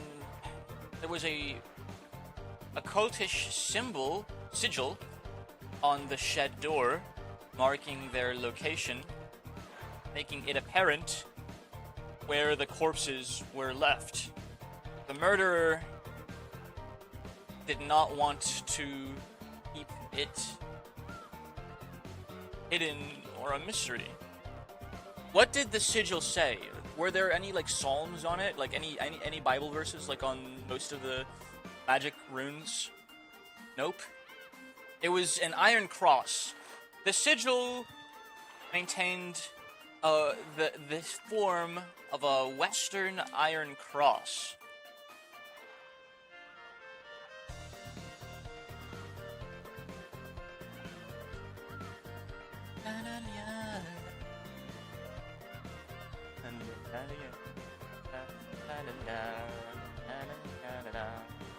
Back to my playlist.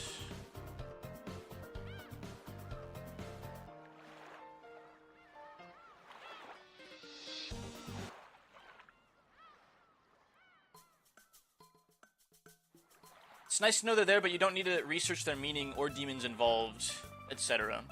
That's where I was gonna go. So thank you for letting me not waste my time on that. What does the demon on each stake represent? What I do want to look into is the sin that correlates to each murder, though. The potential. I think there's some potential there in this quote unquote ritual.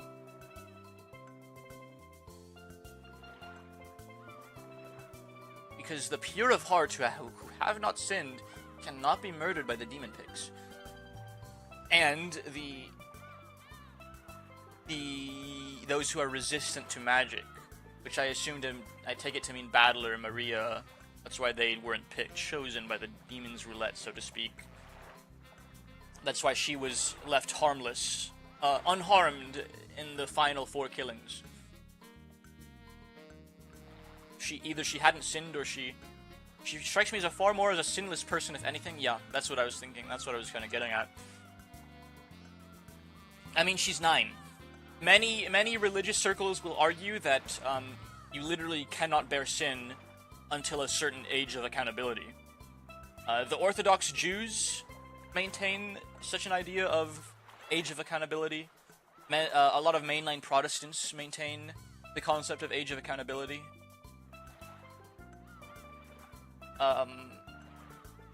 That's all as far as I know. I don't think Orthodox Christians or Catholics view it that way.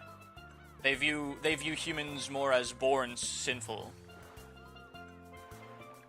which is very different to how Orthodox Jews and Protestants see it. But this is a very Orthodox religious game. I feel like that's important to note when discussing Maria, who seems to be held sinless by the witch, at least, and the demon's roulette, which would make sense when you consider a concept such as the age of accountability. She's only 9 years old. She hasn't met that prerequisite to be considered a sinful person yet at all. Which would make sense why she was spared by, the ritual, so to speak. Assuming we're playing by these fantasy rules, and it's a witch did it. So, the sigil maintained the form of a Western iron cross.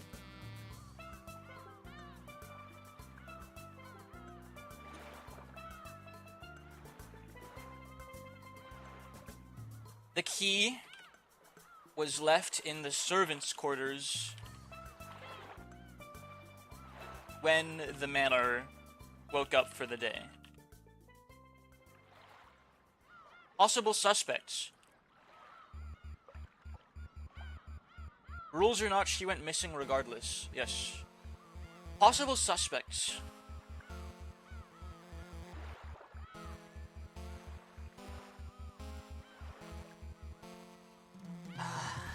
How do you even name a suspect here? Almost everyone had some form of important connection to anyone murdered. Battler, is his dad and stepmom.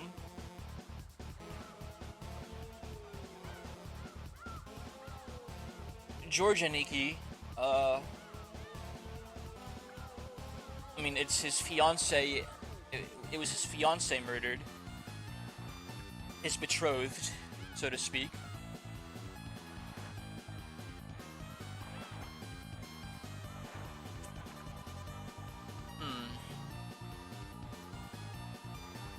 Canon, it was his, big sister figure. It's possible it was multiple people.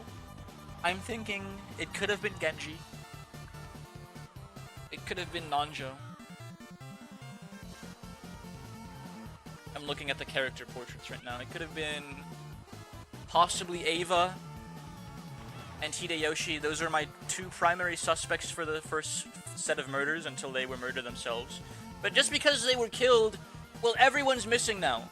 Everyone's missing or dead, so assuming that one of the 18 are responsible, there were different factions at play, different murders committed by different people for different reasons. Like, the first 6 could have very well been Ava and Hideyoshi, and then they were killed by Natsuhi later, or something like that. I mean, Natsuhi had a fucking gun. But she was with... Thank you for the hydrate, Kaz. Natsuhi was with the group in the parlor the entire time that Ava and Hideyoshi were killed, right?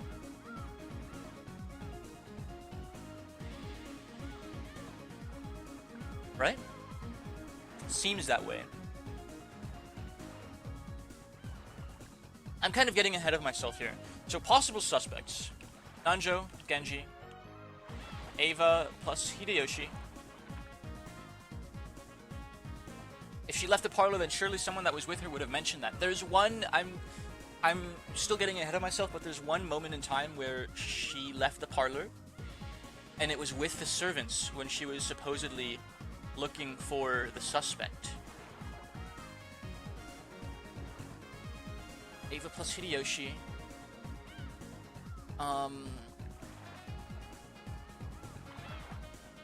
It very well could have been Kumasawa. So I'm gonna lump these guys together. Natsuhi plus the servants. I'm gonna assume that it's unlikely that they would kill Kraus as the actual like head of the house, so to speak, other than the master. But it's possible that Natsuhi conspired with the servants to kill these people. And then, you know, they kind of left the parlor to look for the suspect, but really they were more or less covering their tracks better. That seems highly likely, actually. In fact, knowing that Ava and Hideyoshi get killed later, it seems even more likely that Natsuhi is a perpetrator of one of these murders. One of these sets of murders, Natsuhi might be responsible. I mean, she had a gun. We didn't hear any gunshots. Like, you would, if a gun was fired in the manor, you would hear it wherever you are. But who's to say she didn't have any other, like, tool to launch a pick, to launch a stake through a gap in the wall, is what I'm saying. In fact, tips, which is game record.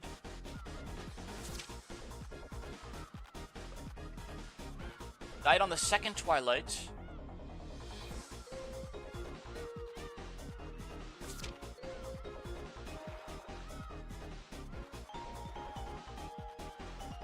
In search of the key. Ay, ay, ay. If she left the parlor, then surely someone that was with her would have mentioned that. Here's the other thing, though. Everyone was kind of distracted in the parlor. Like, people left and came and went to go to the restroom. Maria was, like, sucked in on the TV. Others were, like, sucked in their conversations, discussing possibilities. So I feel like being in the parlor isn't even a good alibi. Because people were coming and going as they pleased anyways, for more or less.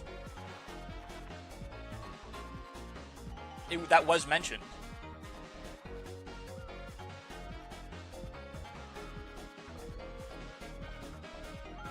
The key to the Golden Land. I've been really neglecting the epitaph. They'd have to prove their alibi at the moment of a murder.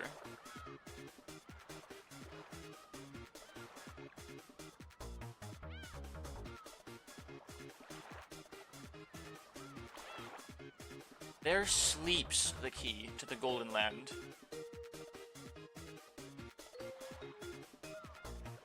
I've been neglecting this epitaph because it's obviously a metaphor that I just can't decipher by any means right now. it's too vague and obscure, so I'm not really taking it into account for any of my theorizations right now.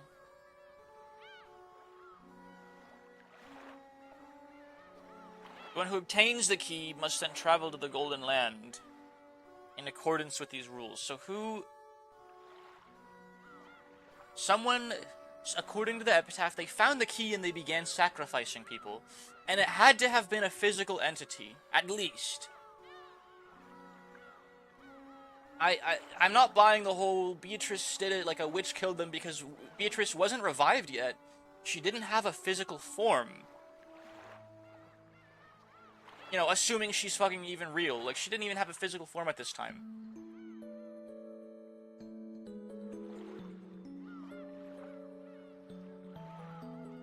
So possible suspects, of course, I can't neglect to mention 19th person in the suspect list of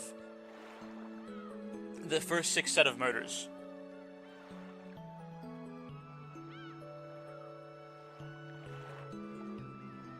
Also possible suspects: Rudolph, Iri, Goda, Shannon. Assuming the false corpse theory. Case of Kaz redeemed hydrate. Thank you, Kaz. I will sip from my chalice as I ponder the mysteries of the occult. Posture check. I will, you know, I'm not really slouched, but I'm gonna straighten out as best I can.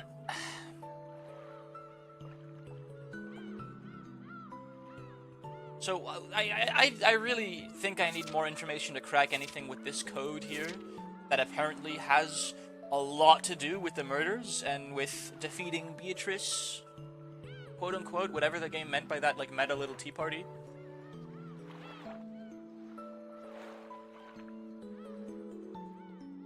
Hello, Fab. Thank you for the care package.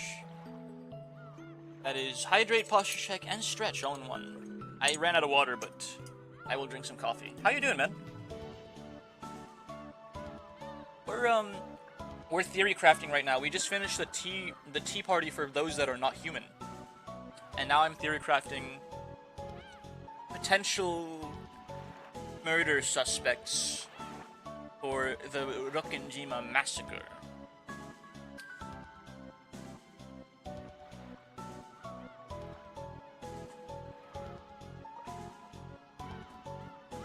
Golden key that sleeps. Yeah, I don't know what any of that means.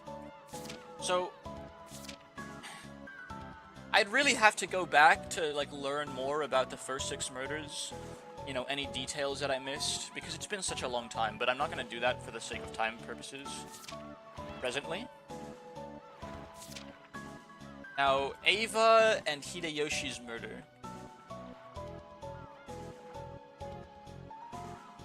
Killed within a closed room. The door was chained. The window was sealed. Internet died randomly. You didn't miss out on much. But we're doing very well, Fab. It's nice to see you again. Nice to see you. I hope your Thursday is going very well. So they were killed in a closed room. It is highly improbable that a human without access to additional tools, I should say, would be able to commit this crime. Potential workarounds.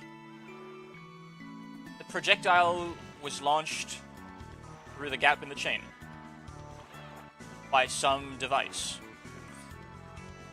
The chain was undone by a certain device. The victims were savaged unsuspectingly, and the chain was redone on the killer's silent exit. Possible suspects: Natsuhi. It's possible that the young adults committed these murders too, assuming that, you know, what I'm thinking is they could be missing because they committed all these murders for one reason or another. Who knows why? But after committing these crimes, they knew they would have no recourse, so they fled into the woods. And they died there because they didn't have, like, the survival skills necessary to survive in the woods. Or maybe they're still in the woods. It's a big island. Like, the authorities aren't going to search every inch of it. They never could.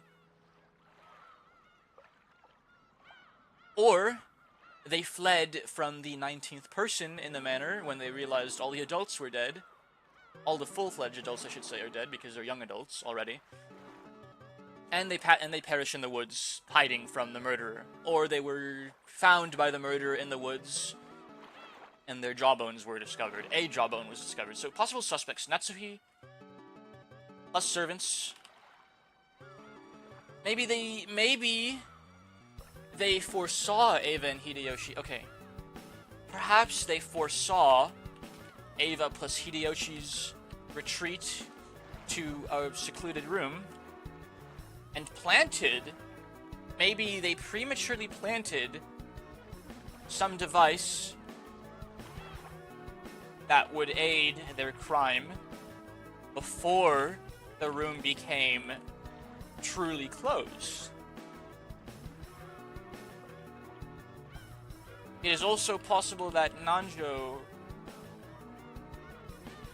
Okay, who's dead by this time? I need to look at the... Nanjo... Yeah, it's either Natsuhi and some select servants, I'm thinking, or Nanjo.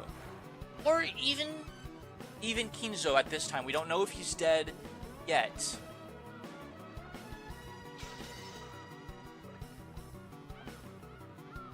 Burned in the incinerator. Died on the fourth twilight. Died on the fourth twilight. On the fourth twilight, gouged the head and kill. His head was gouged by a stake. Also, my running theory is that he was killed on the fourth twilight as the head, so to speak, of the house. The head was gouged.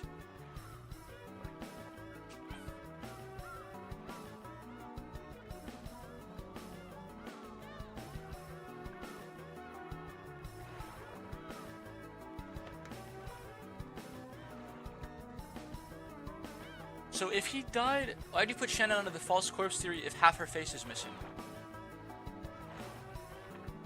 I meant to type Rosa.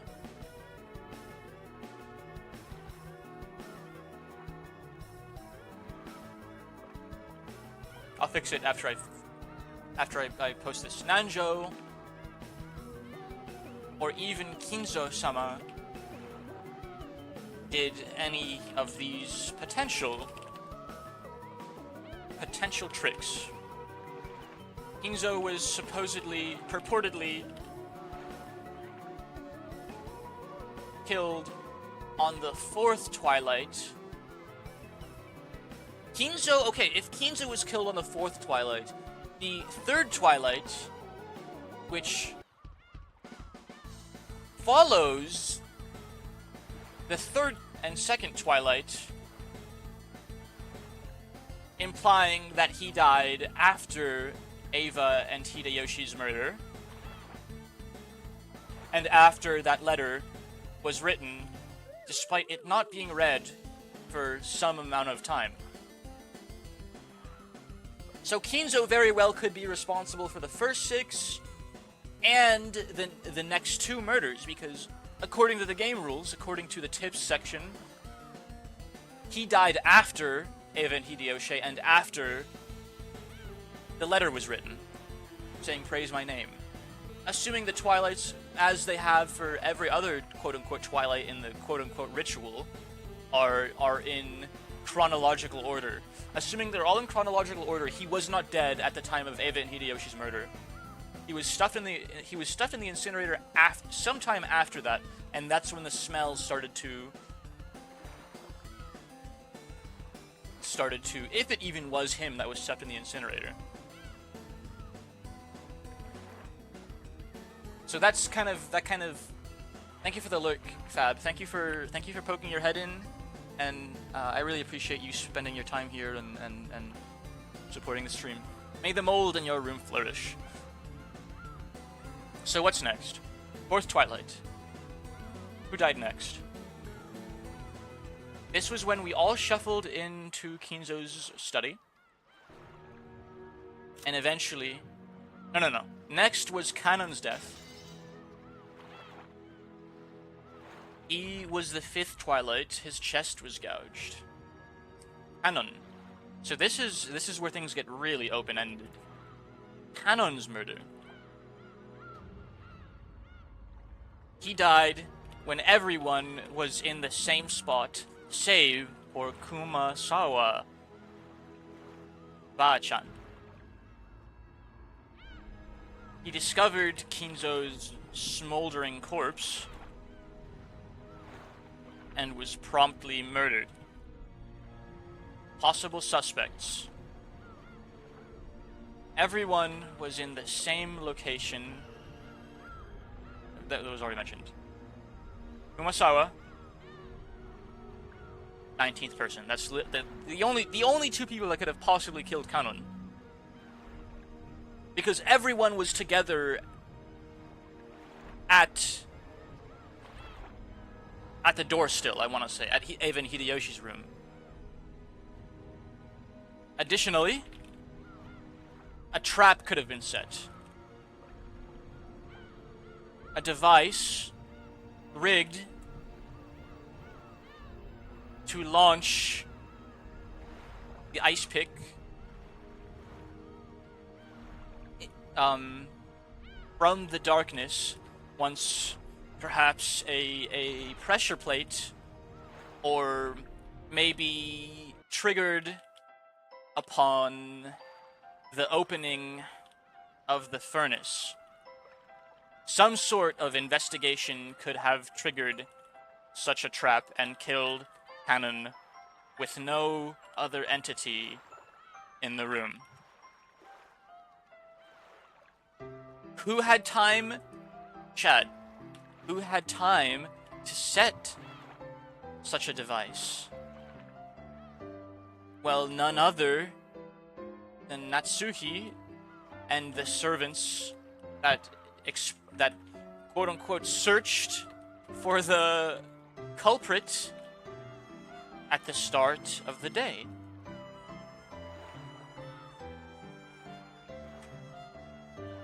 But someone had to stuff Kinzo in the incinerator. The possible culprits for Kinzo's murder are really legion. I can't even begin to surmise who killed Kinzo, assuming all of these theories. But it's as I'm compartmentalizing my information, as I'm like really piecing everything together, it's seeming. So the Unk crash out theory is kind of like kaput. I mean, Unk crash out theory still kind of applies potentially to the first 8 murders. Unk crash out theory obviously falls apart at the 9th murder because the 9th murder is Uncle. So what's next? This is when they all shuffled in the room, and then the suspicious characters were forced out of the room by none other than Natsuhi. Don't forget about the letter. Yes, the letter. Oh my gosh, wait. The Natsuhi theory is like really flourishing now. That letter, quote unquote, appeared after who checked the table? Natsuhi checked the table, and then the letter appeared. It was Natsuhi's eyewitness account that the letter had to be placed there by the 4 she kicked out of the room. So it was none other than Natsuhi who instigated the kicking out of the 4 suspicious people.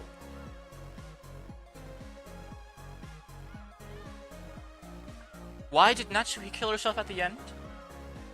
Maybe guilt. Like I said at the end of episode 1, the moment we read through it, maybe it was guilt. Maybe she realized what she had done in accordance with Kinzo's ritual.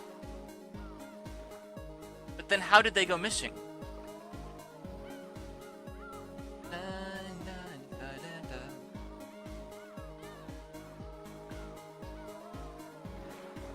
Perhaps they fled the manor after Natsuhi killed herself.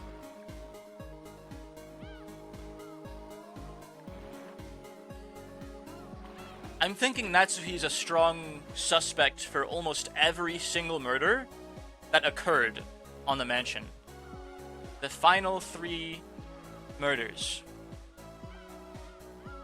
Genji, Nanjo, and Umasawa Bachan, alongside Genji, Nanjo, and Kumasawa Bachan. The port is close by to the mansion. They probably would have gone there, right? And the police didn't find them.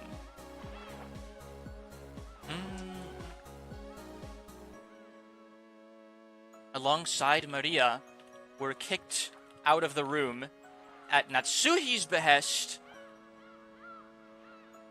on her discovery of the letter, which wasn't on the desk beforehand, according to only her eyewitness. Possibly her tying up loose ends in cohorts with Maria? Or with the 19th, the fabled and vague 19th person. She possibly ended her own life out of guilt, or the 19th person ultimately killed her as a loose end, then kidnapped the children. That's my running theory. Natsuhi was in cahoots. She was cavorting. That's the word that's been on the tip of my tongue. Natsuhi was cavorting with at least one other person, up to several other people, to commit the initial murders.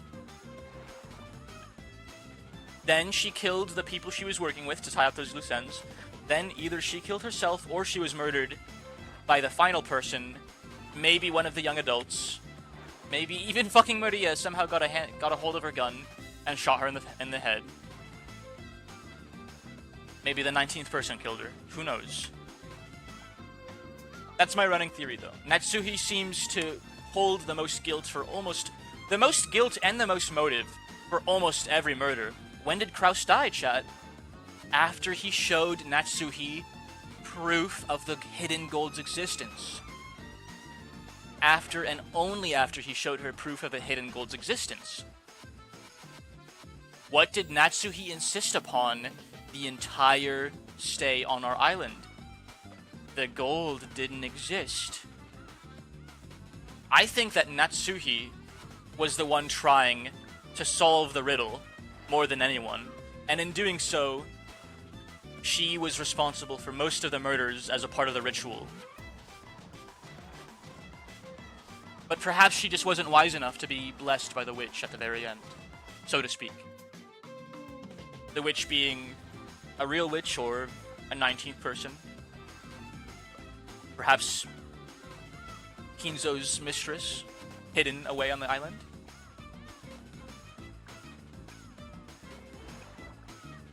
I think this has been a very productive compartmentalization of knowledge, chat. And I want to say I'm ready to go into Chapter 2. Obviously, I still don't know anything, but I have some strong running theories.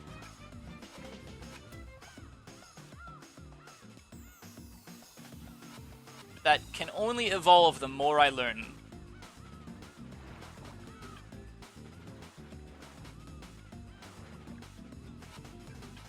I will say much of my suspicions lie on Natsuhi and a vague amount of accomplices. From either anywhere from 1 to 4 accomplices she had that ended up killing each other to tie up loose ends. That's my guess. Several people were involved in the murders, and the final murders were the culprits killing each other so that no one could rat to the authorities at the very end. Sell out their own allies. Turn of the Golden Witch. Good morning.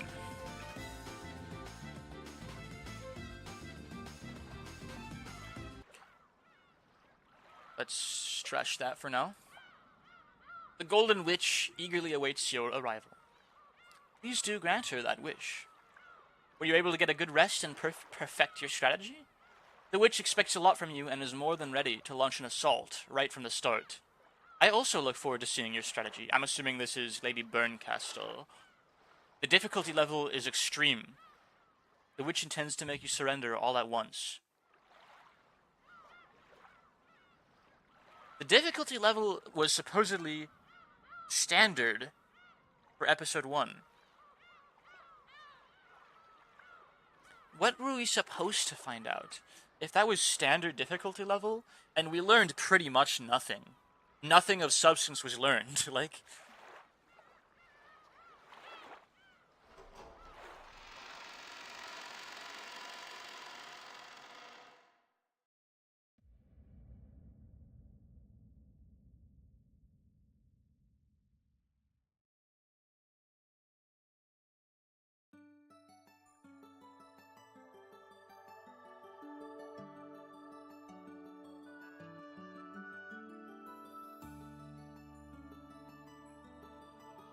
Well, I got to do something now, but I hope you have fun with episode 2. It's good. I'll do my best. I'll do my best. Excuse me.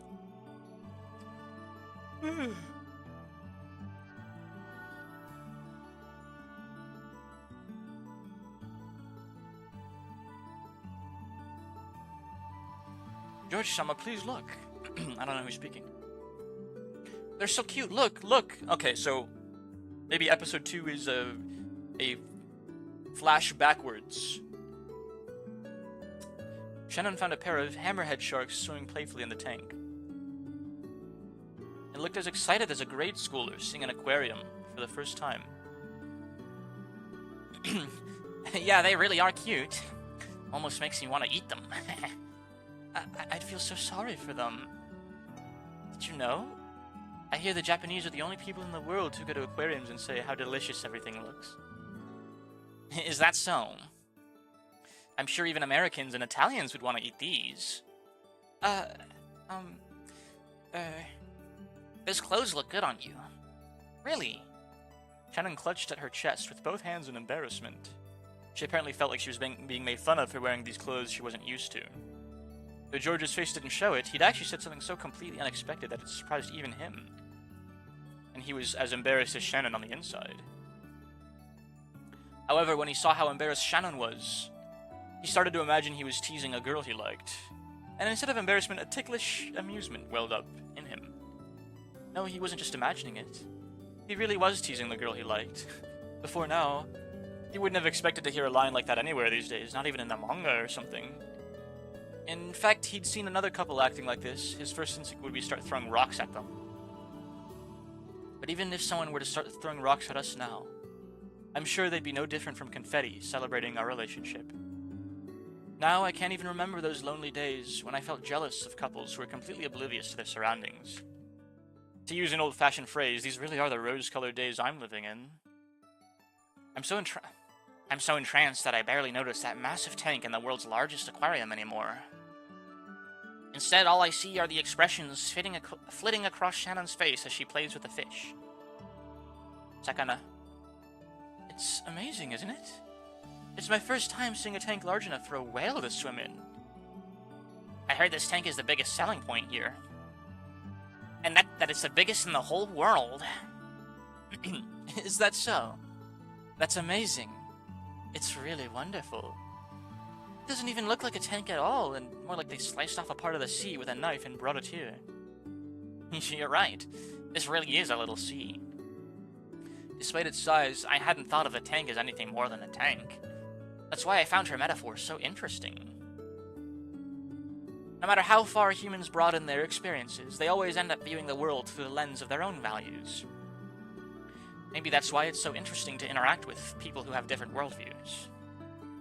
I voiced my thoughts on this. She responded. True, this may not be the real sea. But if those little guys swimming in there believe it's the sea, then that's what it is. Even though they're in a finite tank? The sea is finite too. Then again, even if the sea were infinite, how much could we cover in our whole lives? I'm sure it'd be only a minuscule fraction of the sea. You're right. It's ironic, isn't it? Even though the world is so vast, most of us humans live our lives without ever leaving our own country. If the inhabitants of a place believe they're living in a complete world, then even the bottom of a narrow well can be a wonderful world, an entire ocean. At least to the frogs that live there. Shannon, who spent her days as a servant on a small island 10 kilometers in a circumference called Rakanjima, said that with a smile. Oh, Shannon was speaking. Turn of the Golden Witch. So that was but a prelude to the true episode 2, I suppose.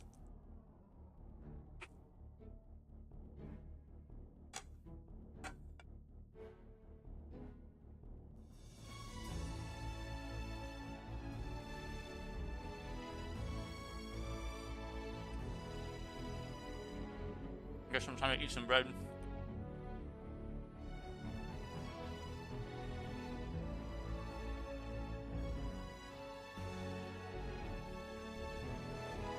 You know what? I'm gonna get myself another mug of coffee too while we're here. Hopefully it's still hot in the pot.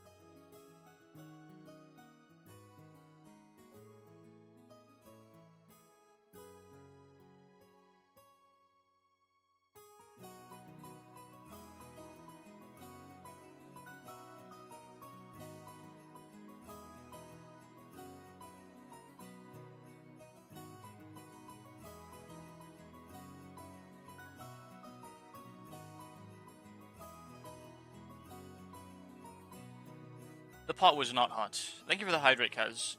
I just got back, but I'm gonna go get water. I was using the restroom. That's an awfully cold coffee pot. Yeah, I set the hot plate to run so that the last vestiges of coffee in there could start boiling for me, because I do like my coffee hot, at least. Not scalding, but hot.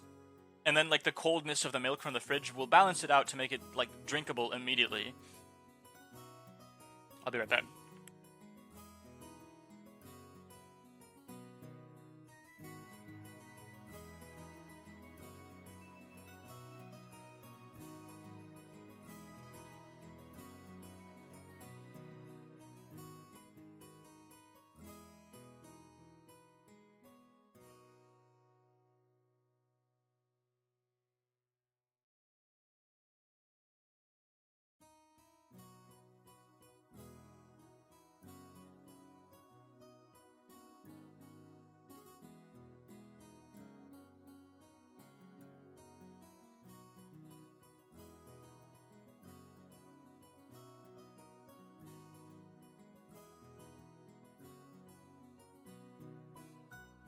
Hydrate has been fulfilled. I think I will practice. I will start my piano journey today, because there's not only the redeem that you guys are looking forward to, but I actually kind of want to do my own personal cover of something with a hand cam sooner rather than later. Some Eric Satie, if you guys know who that is. That's one thing that I would like to have on my channel. Me playing Eric Satie with like a hand cam on my piano, where I'm like wearing leather gloves and black leather gloves and, you know, a woolen coat like I am in my current avatar that I'm using right now. So there will be no flesh doxing, like there will be no skin in my hand cam streams ever. You guys will never ever see my skin. But I will have a hand cam with you know, gloves and a thick coat.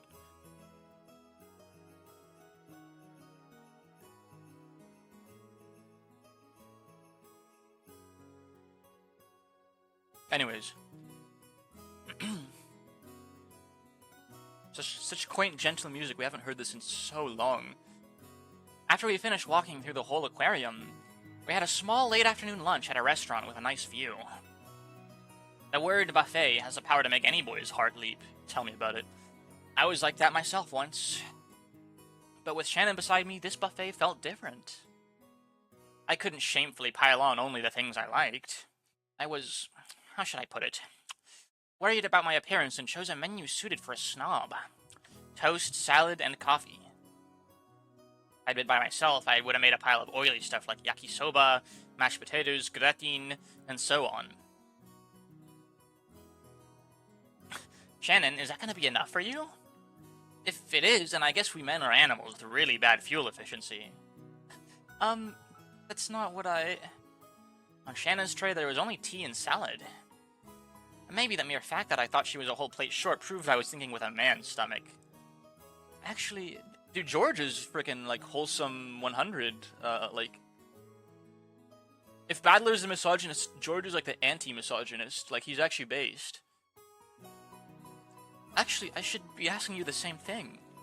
Don't you think men should eat a little bit more than that? I imagine you normally eat much more for lunch, right? What is the antonym to misogynist? What is the opposite?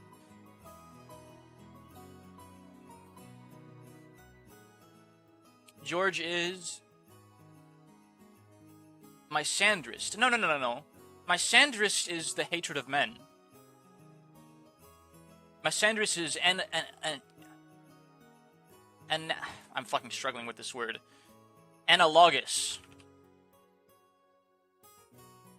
No. Analogous. I freaking knew it. I knew I would say it wrong. Misandry is analogous to misogyny because it's the hatred of men. I'm looking for the antonym, which... Phylogynist. Someone who has a fondness or love for women. Right, like Philo, of course. If Battler's a misogynist, George Aniki is the phylogynist. He's a refined man of culture and taste. He's a thinker. Oh right, dang. Come to think of it, you already know how much I eat normally because of meals I've had at the head family household. Fucking fat ass. That's right. So, I was worried you might have an upset stomach today. Shannon was kind enough to guess that I wasn't feeling well. Looks like my stupid attempt to show off made her worry. And apparently my stomach wasn't going to let me show off any longer. Okay, I'll confess. I was just trying to look cool. I held back just because I was with a girl. I thought so. Considering how much you eat during lunch at the family conferences, I thought this wasn't nearly enough. Just don't be so reserved and feel free to go choose another dish. It's not fair for only me to be embarrassed. What about you, Shannon? How are you able to keep up with your shit-on-me family workload on such a sparse diet? Oh. Shannon fell silent and blushed bright red. Apparently I wasn't the only one showing off. I keep on forgetting he's the narrator right now. When I realized that, my embarrassment disappeared completely. Oh, so that's not enough for you either, is it? Yeah, you usually eat a bit more than this for lunch. A woman's stomach is made of magic, so this is enough. Oh. So we've both been showing off to each other. Let's not hold back anymore, shall we? I smiled to show that I wouldn't make fun of her anymore, and rose from my seat. After finally coming to Okinawa, it'd be a waste if we didn't eat some bitter melon. I'll go get some fried bitter melon or something. Shannon, come with me. Come on. Yes. To anyone watching us, we might seem like an incredibly charming and embarrassing couple. It's so cute. But none of this ever happened, did it? But it's only after becoming a couple that you realize. To us, this exchange of words is everything, our entire world. That's why no matter how much everyone else stares at us with blank expressions, we never notice. Hey, G, would you make me a sandwich? Fucking jump scare, man. Why did that scare me so much? Thank you for the follow. Hey, thanks for the follow. Holy shit. I actually, like, jumped up in my chair. Okay, despite, like, the gentle, amicable, like, fun-loving mood of this story, I am on edge. Holy shit. That's why no matter how much everyone else stares at us with blank expressions, we never notice. Hey, did you read Higurashi yet? I have not. I am starting with Umineko, which I'm told is acceptable. It's not like a big deal if I don't know Higurashi. Umineko no Nakukoro ni. Indeed, at this age, I finally understand the feelings of couples who want to endlessly flirt without any regard for their surroundings. It's very cute, but this never happened. Shannon was murdered and George went missing. After I returned with a plate piled up with fried food, Shannon arrived with a pretty cake. While laughing at our fake stoicism, we resumed our lunch. I suggest you to read Higurashi next. I'm only on chapter 3 unescoded. Oh, trust me, it's coming. It's on the visual novel backlog, which is growing at a rapid pace. Even though it's a restaurant with a view of the sea, it's so cloudy. Luckily, our window seats gave us a view of seaside scenery so grandiose that it extended even beyond our field of vision. However, because of the cloudy sky, we were only seeing a fraction of its usual beauty. That's right. If it were clear, we'd undoubtedly see a deep blue sea. Yep. Hold on, I think I might be mixing their dialogue. I'll bet you're already used to the sea around Rakanjima, but the deep blue of the sea here would surely have been a sight to see. It's a real shame. Oh, but no matter how blue the sea is at work, it might as well be grey to me. But I'm not working today, so, I did mix up the dialogue. Apparently Shannon was doing her best to say an embarrassing line, but I didn't let her get off easy. So close. If only you'd said, when watching the sea alone with you, George-sama, it looks deep blue no matter how grey it is. I'd have given you full marks and a prize. I'm sorry. Want to hear what the prize was? If you don't mind telling me. No. I won't tell you. For the posture check has, I'll straighten out. I wasn't slouching, but I'll straighten out. That's no fair. When I was in elementary school, I was always the kid who got bullied. Yeah, I can tell. When everyone teased me, I grew nervous and speechless to the delight of the bullies. Back then, I wondered why everyone teased me. But now, teasing Shannon like this, I understand why. This is so much fun. I can play with her emotions however I please, and I can have them all to myself. Right now, I can't think of any greater pleasure. He's never fit his freaking nerd emoji voice more than right now, I'm not gonna lie. That's why I have to go easy on her. It's not as though I want to make her feel embarrassed and upset.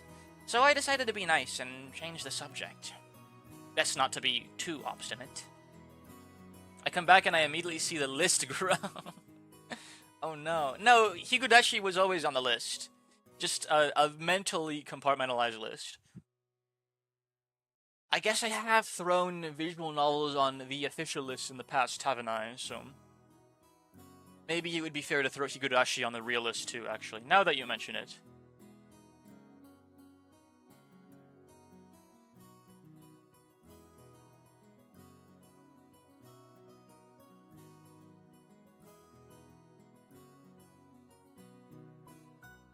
When you finish your lunch, do you want to take a walk on the beach? Maybe the clouds will clear up and we'll get a beautiful view of the sea. That's right. I want to go see it. Yeah, let's do it. But that cake really does look delicious. Maybe I'll go get one of those too. I want cake. I have cake in my fridge. I have a slice of cake, but I'm eating sweetbread right now, so it's too much sweets. You mustn't. If you eat cake after eating so much, you'll get fat. It looks like Hideyoshi-sama's blood is pretty thick in you, George-sama, so you'll get chubby if you don't take care. Shannon, you won't stop liking me if I get fat, will you? After all, I wouldn't stop liking you if you got fat. I didn't mean it that way. If you don't take good care of your body, it'll be bad for your health. Oh. Mother warns me all the time, too. I wonder if I'll have to take up Tai Chi Quan or something like she does and get some exercise. Yeah, Ava's a badass, man. You should take after her. When going on a diet, it's better to start by rethinking your habits rather than just exercising all the time. Shut up. I can exercise through all the worst diets in the world. Apparently, the exercise only helps if you're eating well first. That was a strat. That was a strat when I was a Marine still. You would just PT through your fucking shit-ass diet. Just PT through it all. It worked. It worked. My like 30-year-old gunnery sergeant would always tell me it stops working eventually, but it works for now. In other words, you're telling me to hold off on the cake, huh? Then I guess I'll just have to gaze at you while you stuff your cheeks with it, Shannon. A whole cake is probably too much, but maybe just half of one would be okay. Hey, here, it's really delicious. Shannon cut her own cake and tried to move half onto my dessert plate. I had no doubt that she wanted to share the delicious cake's flavor with me. However, I meanly pulled my plate away from her. Sorry, Shannon, but there's only one cake I'm interested in right now. That's yours. George would say that. He would so say that. She blinked in surprise. She couldn't seem to figure out if I was refusing the cake or not. So I winked, opening my mouth, and said, So that's what you really wanted? You're such a pampered child, George-sama. Okay, say Ay, ay, ay. Oh, it's too cute. With a partly embarrassed, exasperated face, Shannon offered the cake to me with a fork. No, we get George's POV. It's like we're going on the date with Shannon, man. No, no, no.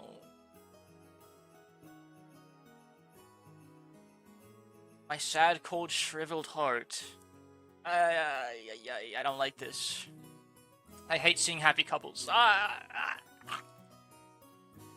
We need to get out of here. I gotta get out of here. It tasted like a cheap chocolate cake you might find anywhere. And yet, it was exceptional. Because eating cake in such an embarrassing way, as if we were a couple of perfect fools, had been my dream for many years. May this cake's flavor heavenly. Oh, my heart is sinking, Chet. It's too cute. It's too cute and it's making me sad. Fuck!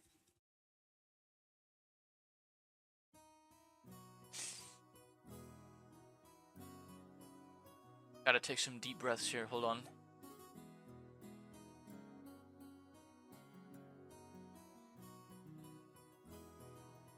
It's okay, they're dead.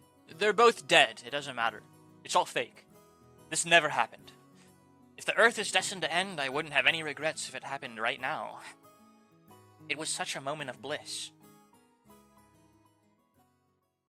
They're dead. No, don't keep... After that, we gathered shells, ran from waves, and enjoyed each other's company while walking along the beach. In the end, the clouds never parted. However, we both believed that the sea reflected in our eyes was a deep blue. Somehow, I'm so happy that it scares me. You do say that from time to time. What is it you're afraid of? I'm a servant of the Yoshinomiya family. For someone like me to be walking like this with a member of the family, it just felt like it was too much for me. I'm also surprised. I didn't just meet you yesterday or today, Shannon-chan. We've known each other for years now. However, we can only meet during those family meetings that only happen a few times a year. Back then, I couldn't even imagine having the sort of relationship where I could spend time with you like this. It was the same for you too, right? I think I miss my wife, chat.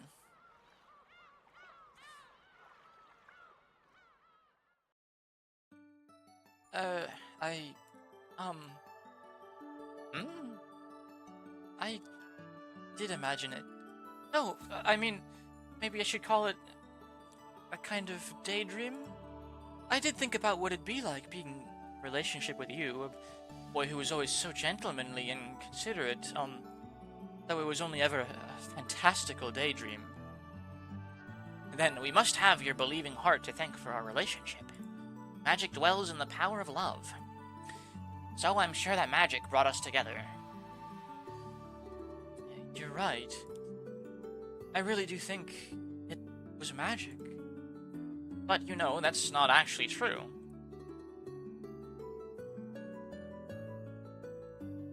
Let me check something real quick.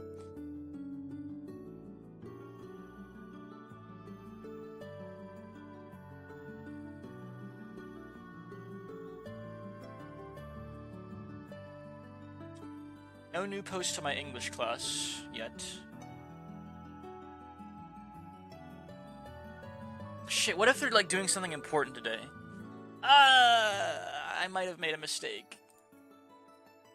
Why did it only just occur to me 20 minutes after the class started and I was still home?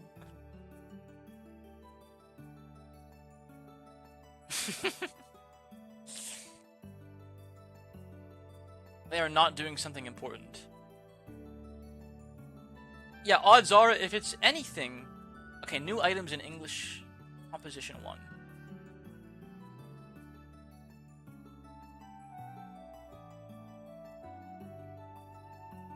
But where?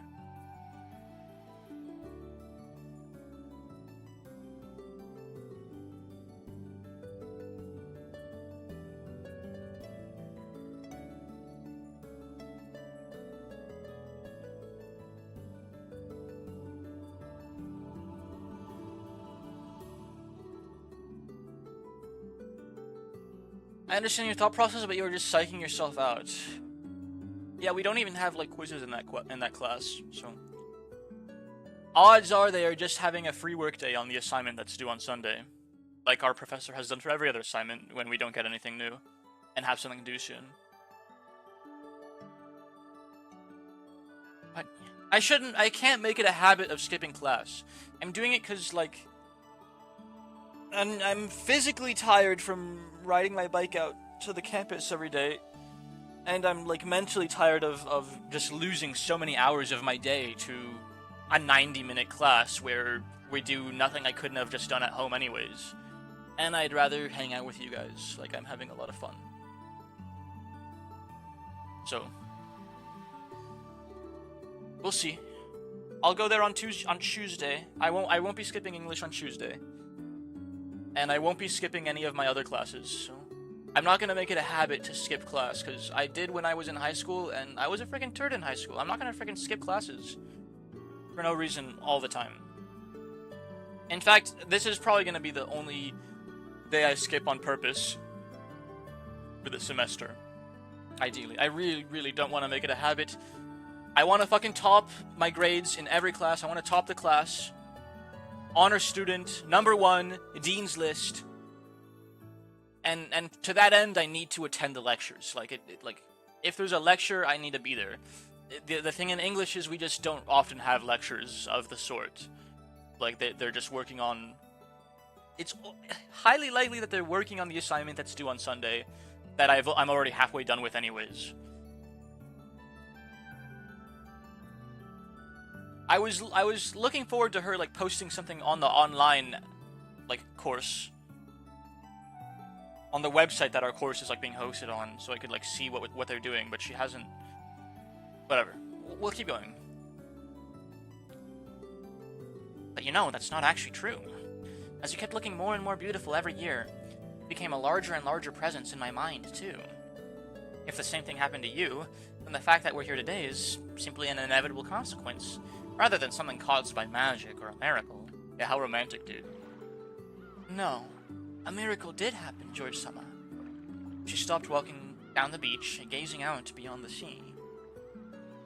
A miracle? No, magic. It happened. I was bewildered by that slightly mysterious phrase, which I sometimes heard her use. Magic, you say? Yes, magic. I doubt you'd believe me if I explained, so I won't. But this kind of magic definitely had the power to grant the miracle that brought us together. Are you talking about some kind of ritual? Yeah, you might call it something like that. Except that it really was magic, not just some ritual. Hmm? Maybe it's all girls, not just Shannon, who tend to treat encounters as miracles or coincidences. For a man like me, an encounter with a girl is 70% hard work to try and make her like you, 20% courage, and 10% coincidence. 15% concentrated power of will. The part that means everything to her is a much smaller factor in my mind. Maybe that way of thinking itself is calculating and typical of men. George might actually be like my Sandrist. He's definitely a phylogynist, but he tends to like generalize men more often than he generalizes women.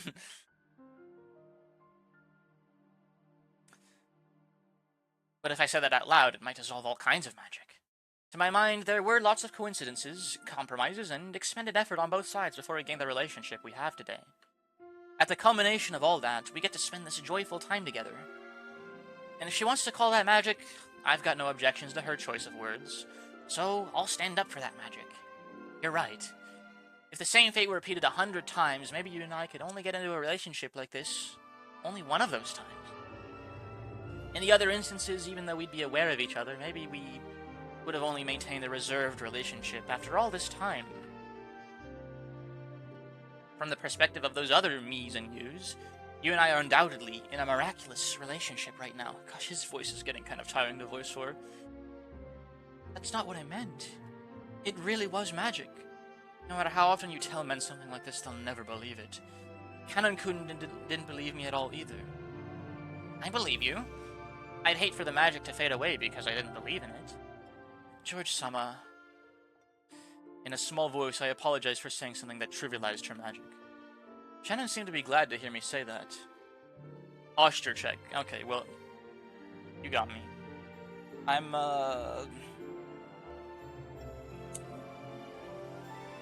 shrimping pretty hard right now.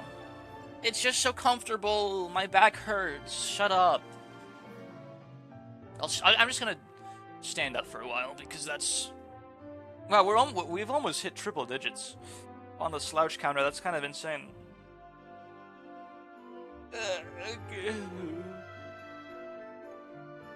After all, if two people believe in the magic of love, it becomes eternal. And every day he doesn't, people will die. Starting tonight. It's simple, we, kill the Batman's grandma. It's so simple, why haven't you done it already? If you're good at something, never do it. Oh, that's right. I was wondering if you'd be willing to agree to a little whim of mine. Yes? What is it?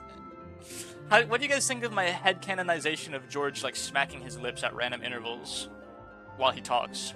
Like, you call me George-sama, right? Do you guys even hear me smacking my lips into my mic? I feel like my mic might be attenuating it. It sounds accurate, to be honest. Yes, it's heard. Okay. Good, because my mic tends to attenuate sounds that it doesn't register as a voice. I don't know how that technology works exactly, but it's actually pretty good at, like, sound suppression. Noise suppression, I should say. And usually, something like the smacking of my lips would be counted as a noise, I think, and not my voice.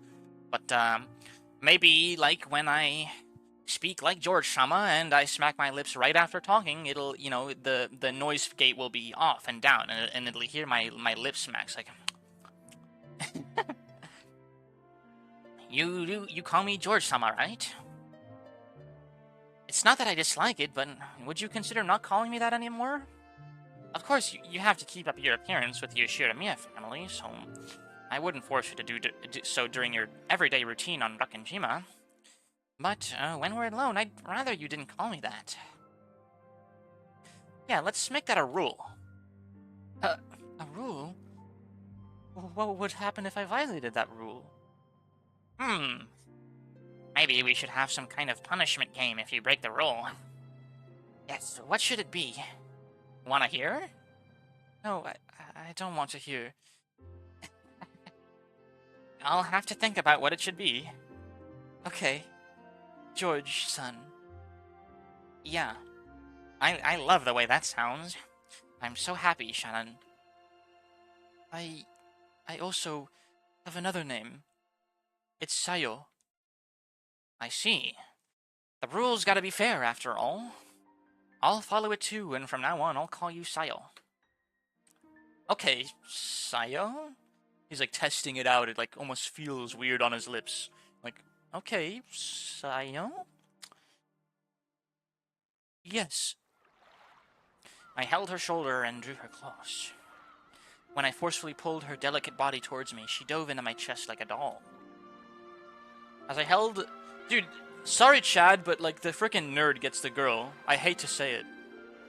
Battler Chad's on life alert when actual like the nerdly, like birdly nerd gets the friggin' beautiful woman. This is real life, Chad. The geek gets the girl.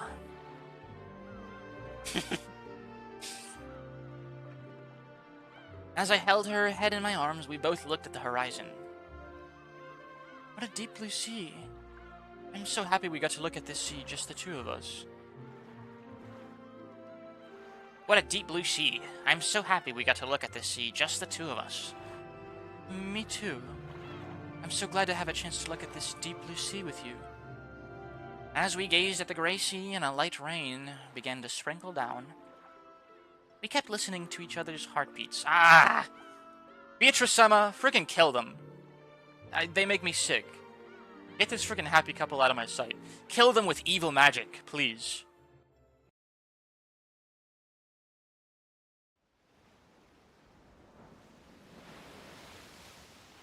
Fuck, it's still going. Just shoot me. The sound of waves flows into my ears. Oh, my heart. It's too cute. No. It's the sound of an enraged sea. My body, bathed in painfully cold splashes, does not allow me to forget. It won't let me forget the memories of the day my old fate was broken and smashed. Once, tomorrows were literally like looking into a mirror. All I ever saw there was a person I already was. Tomorrow was absolutely no different from today. That was my old fate. But then, for the first time, I saw a different fate beyond the mirror. The witch whispers to me. She tempts me to take a bite out of the fruit of knowledge. She torments me, saying I'll be furniture as long as I stay in God's paradise.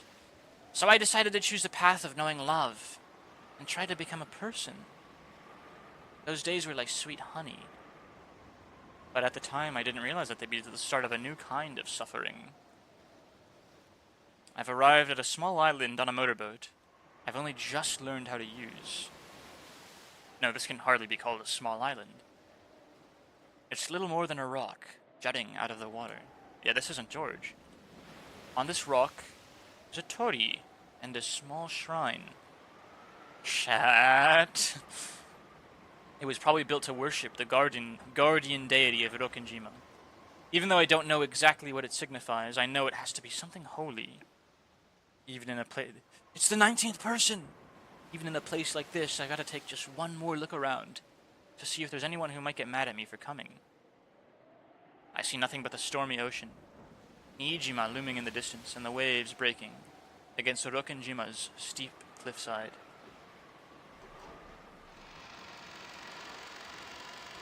I ready myself. Timidly approach the small shrine and take the mirror that lies there as an offering. The mirror looks old, cloudy, and dirty.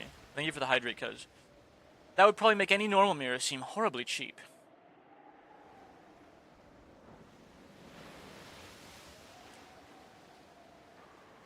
However, since the mirror has been placed in this small shrine, its appearance seems to give some sort of divine quality to it. There's one thing I can tell. This is no simple mirror. It may seem like an old, battered mirror to a non-believer like myself, but it has a great significance. Is it really okay to break this after being captivated by honeyed words? No, this isn't really a mirror. This is the life I couldn't escape until today. My fate. I'll break it. And I'll smash it and seize the life that lies beyond this mirror. If I don't smash it, my life will be a pair of facing mirrors forever. Nothing will ever change in the slightest. The witch whispers to me. I need a change of outfit, chat. Your workforce is about to get bigger. Dwarf inbound. Hello, Dreamliner. Hold on. Wait. We're in the middle of something. I need to change my outfit real quick. You guys get to bask in the glory of my newest avatar, which was made for Deltarune, but I'm not playing that game, for a while, so I'm just going to use it on other games when I find it fitting. Hello, Raider homies. Hello, Dreamliner. Hello, Raiders. So nice to have you here. What were you all playing? I still haven't fixed my bot message. I will forget to fix it. SNES. Oh, were you fighting Sans too? I have that song on my playlist already. Where is the playlist? Helldivers 2 in Balatro. Okay. That does sound very fun, actually. But when you say SNES, I immediately think of this. Oh, that's a little loud, sorry. How banger is this song, actually? I heard it for the first time yesterday, and I'm like, wow, this is going on my playlist immediately. Toby Fox, you bastard, you've done it again. Gotta go now, my friend group is playing Among Us. Of course. You know, raid and run, that's your prerogative, that's your right as the streamer. And as the raiders, you also have that inalienable right, as John Locke, 17th century philosopher would put it, to raid and run, if you guys so choose. And, if anyone is new to my channel, I know Dreamliner raids me often, so some of you may recognize me, but some of you may not.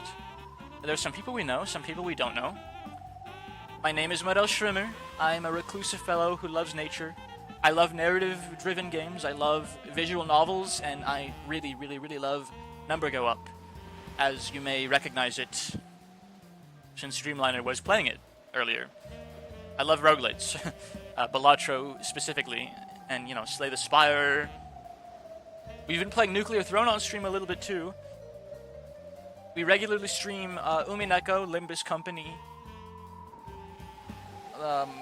and Yakuza 0 and Mahjong. Those are like our 4 big games right now. So if you guys like any of that, if any of that sounds good, if a literature stream sounds appealing to you, if you like the timbre of my voice, and you want to hear me dramatically read varying sources of literature, including visual novels, including, Limbus Company, which is more or less a visual novel in between the gameplay, including the literature that inspired Limbus Company, the characters in Limbus Company, that is to say, such as L'Étranger by Albert Camus,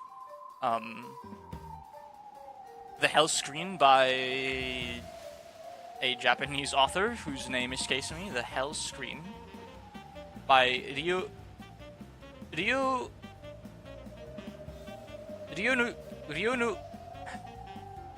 Ryonosuke Akutagawa. Fuck me. Yeah, this is your place to be. So it's nice to have you guys. Thank you for the raid, Dreamliner. Let me shout you out, even if you might have already departed. I very much appreciate every single pair of eyes that graces my stream. I love all of you. And to my loyal subjects, viewers, /spores, who were here when Dreamliner raided, check them out. We raid Dreamliner sometimes too, so you may already be familiar with them. So really shouting you out is more or less a formality, but it's a formality that I will stick to. Anyways, to anyone that's still here, if you don't know what Umineko is, it's a visual novel. You're kind of getting thrown off, you're getting thrown into the deep end hard. Let me cut the Undertale music. I just wanted to play the Sans song. That's all I wanted to play.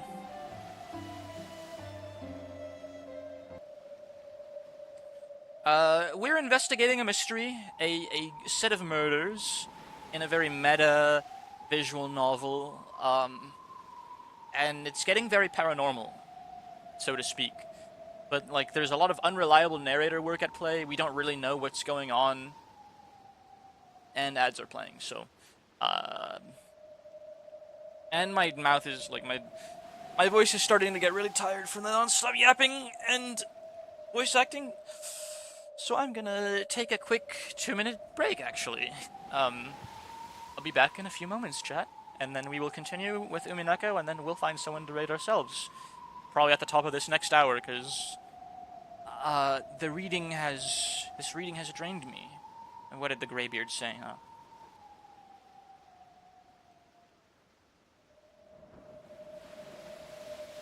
The Skyrim, the classic Skyrim Greybeard line.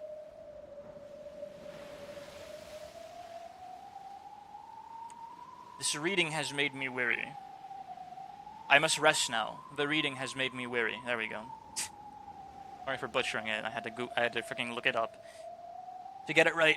Anyways, 2 minutes. Just 2 minutes. I'll be right back.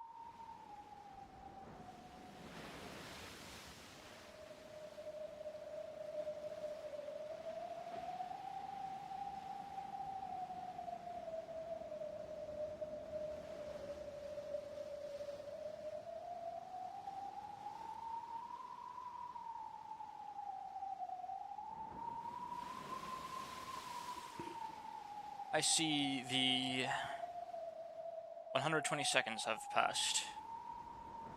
Oy, oy, oy. I'm not gonna lie, I just laid down for like 2 minutes, those 2 minutes, and it felt really nice, but also like, I kind of just like crumpled into bed. Like physically and metaphysically. Do people really still play Among Us? I thought like, didn't the devs of that game make like Among Us 2 and it's called... What the fuck just happened? Wait. Oh, that wasn't the ad break, man. The timer I saw was the timer to the ad break starting. Wow. I'm so smart, chat. Well, to those of you who still see me, you know, I'm here. Sorry to the friggin' raiders that might have stuck around and I left before the ad break started. I got so confused. Frickin' stonewalled with ads after me, like, being AFK for 2 minutes. It's only 2 minutes. I guess I can take this opportunity to get some more coffee. I wanted to get coffee earlier, but then I felt like... Then I lied down in bed and I'm like, ugh. But I got up out of bed. No more of that. No more bed rotting for this shroomer. The only rot in my room comes from the fruiting bodies growing in my walls. Among Us 2, yeah, it's called Goose Goose Duck. It's made by the people, it's made by the Among Us devs, I'm pretty sure. And it's just Among Us, but with, it's just Among Us 2. It's Among Us, but with more roles. More, you know, like just more roles.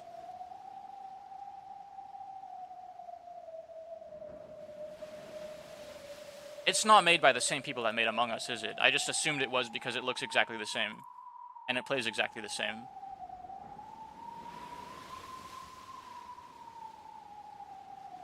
Among Us itself has also been adding more roles into the game. So they've just been like slowly updating their own game, I guess. It's different devs. Okay, I'm surprised they got away with that because Ch2 stuck, like, the formula. I mean, it's a very derivative formula in the first place. Like, there's games like Unfortunate Spacemen. I love Unfortunate Spacemen, chat. Of all the sci-fi, you know, spaceship, social deduction mystery games, Unfortunate Spacemen is my favorite. It's a first-person game, and you play as spacemen with one shape-shifting monster. So it's more like The Thing than it is like Among Us, really. And Goose Duck, you know, it does take its own spin on things. So I guess it's original enough, despite being like very blatantly derivative. I really thought it was made by the same devs because it looks like the same exact game as Among Us to me, but with more rules. Like, it doesn't look different at all. You know, just instead of beans, you're playing as a duck, or whatever. Like, and I guess there's proximity chat in this one, right? I saw a little bit of gameplay.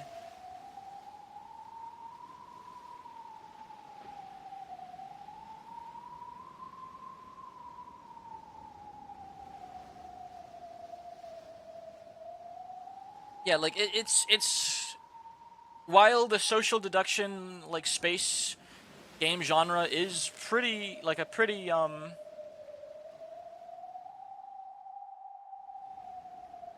what's the word? It's a pretty common trope, but like Goose Duck is so like overwhelmingly derivative. I'm just surprised like they even got away with it.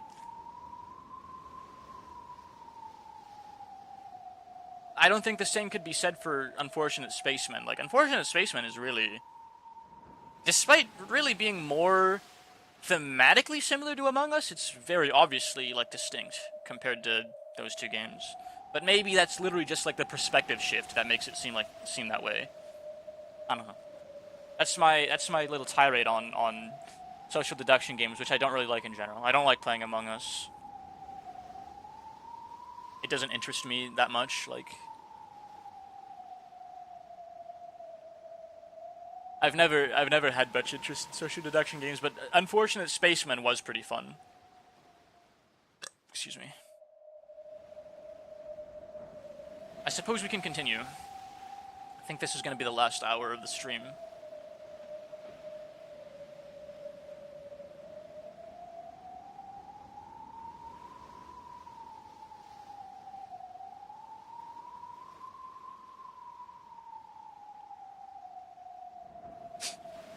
But we'll keep reading until, you know, my voice goes hoarse. My voice goes hoarse. That's a real thing I just said. Until my voice goes hoarse. The witch whispers to me. She tempts me to take a bite of the fruit of knowledge.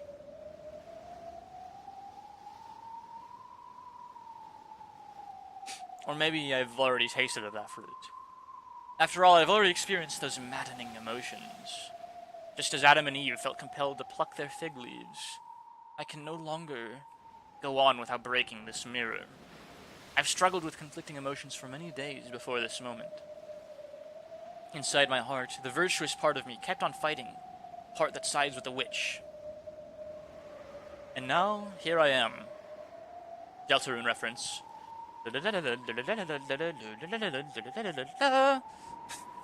Excuse me. Sorry.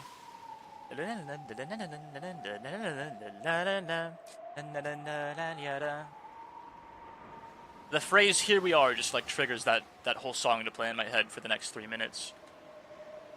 Did the part of me that's here right now win or lose? There's only one thing I know.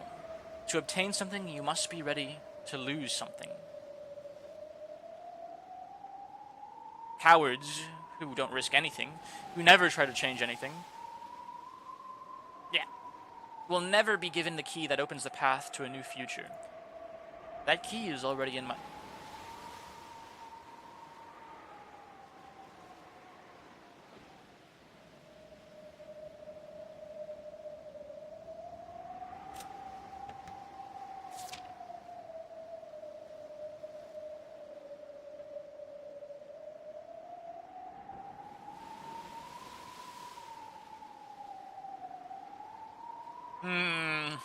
I mean, it's on the nose, like he said key out loud, and I'm like, oh, epitaph. That key is to break this, to smash it. Is there any other effort I can make? As furniture imprisoned in Rakanjima. Okay, so this might not be a 19th person, but actually one of the servants. I mean, maybe the 19th person is a servant who just wasn't on duty that day. No, this is the only way for me. Come, have courage. I'll free myself from being mere furniture. And by accepting a new kind of suffering, I'll become human. This is surely a small, yet large trial I must impose on myself. Come on, smash it. I'll smash it to pieces, the eternally unchanging fate that imprisons me. I raise the mirror high. I think back on the days of conflict that came before, and finishing my reflections in the blink of an eye, I throw it down.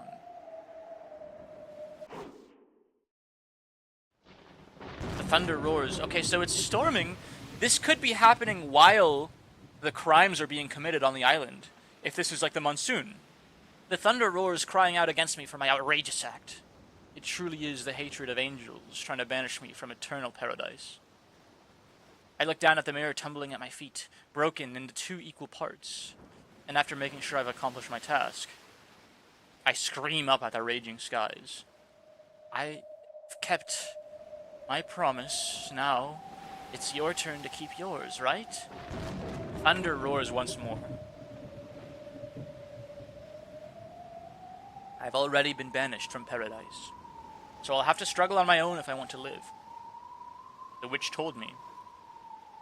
That is the single element of this world. To lose it means losing the world. Like how a canteen with a hole in the bottom can't be filled, no matter how much water you pump into it. I've kept my promise. Now it's your turn to keep yours. Please grant my wish. Beatrice-sama!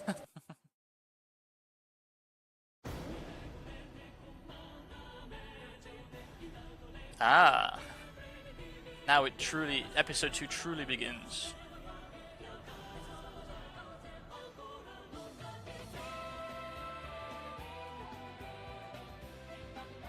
When they cry 3. There's 3 when they cries. Higurashi Umineko, what's the first? Or second one?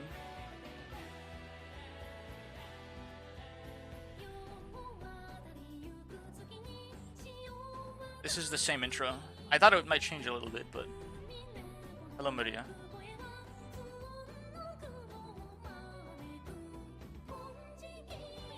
Is it gonna be the same couple days, but like a profound perspective shift? Because that could help us learn a lot more about many things.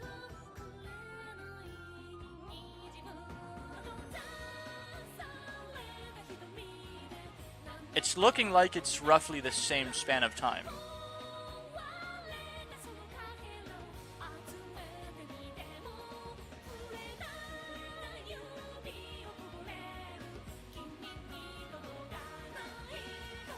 In fact, I will take some notes right now. I'll take a page out of Strange Fella's book and annotate the game as I play. The beginning of episode 2, prior to the cutscene playing, once again. A flash forward of a hypothetical time where George and Shannon weren't murdered. Or perhaps it was them in the Golden Land. The Golden Land, as it stands, seems to be a parallel to perhaps Paradise? Mirroring the frequent references to the Divine Comedy. It's called the Divine Comedy, whatever. Fucking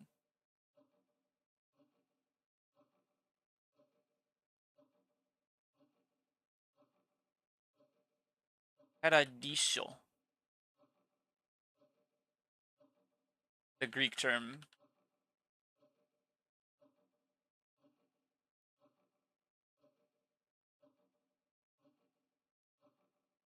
The Greek term for purgatory, as it stands, for reference, is Gehenna. Hebrew Gehinnom. I'll be referring to it as such from here on.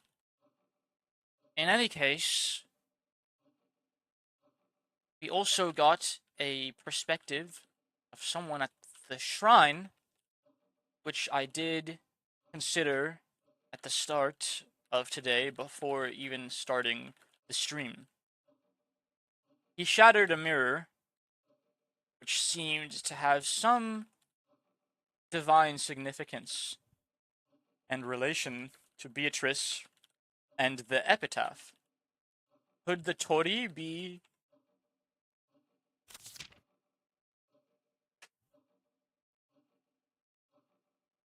the village? Is the mirror the shore? Is the mirror the key?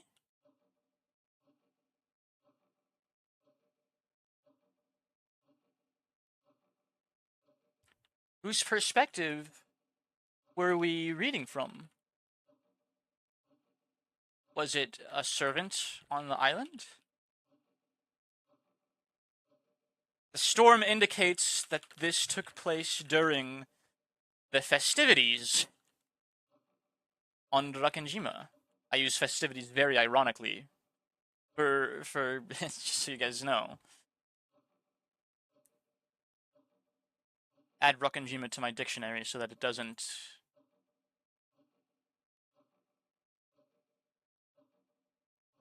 get marked as a misspelled word. Was it one of the 14 who were killed? Kinzo? Was it the 19th person escaping the island on a skiff? Did it happen before or after everyone was dead? There were, if I recall, some key moments in episode 1 where lightning cracked several times. If I recall correctly, this was before any murders took place. So perhaps this was the first night while the denizens of Rokkenjima were hotly debating the topic of Kinzo's inheritance. Those are my speculations. These are my speculations to the prologue of Chapter 2.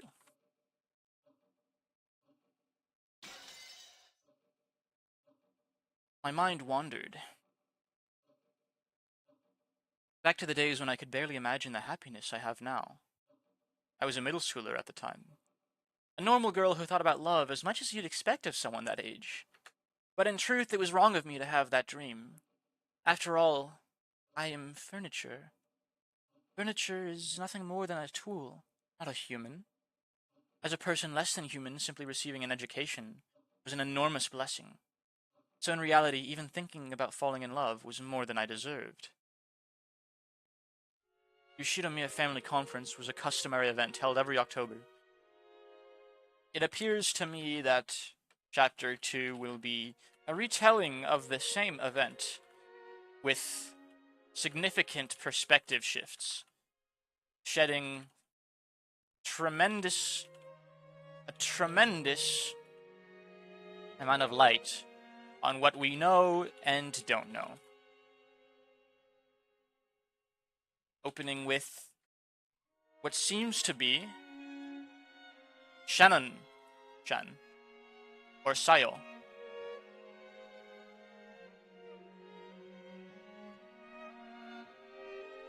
But relatives sometimes visited at other times. Of course, they didn't just come to just drink tea. On this day, Ava's family was visiting the head family on Rokkanjima.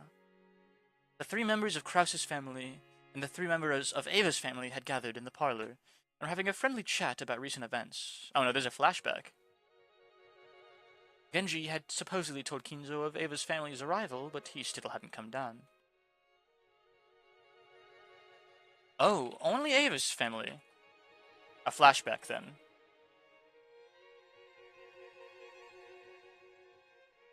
He was probably immersed in his research and couldn't spare the time. This often happened, so the others waited patiently for their fickle father to arrive. Huh. How promising. Make sure you work hard under your father, building the skills you'll need if you want to lend him a hand soon. Thank you very much. I've learned countless precious things from the many experienced people Father has introduced me to. Let's go back to the Bachelor Morel. We spent our time in the darkness, or back in the world of light, for the time being at least. And these were all things I could never have learned in school. When you're in school, it's not math and language you're learning.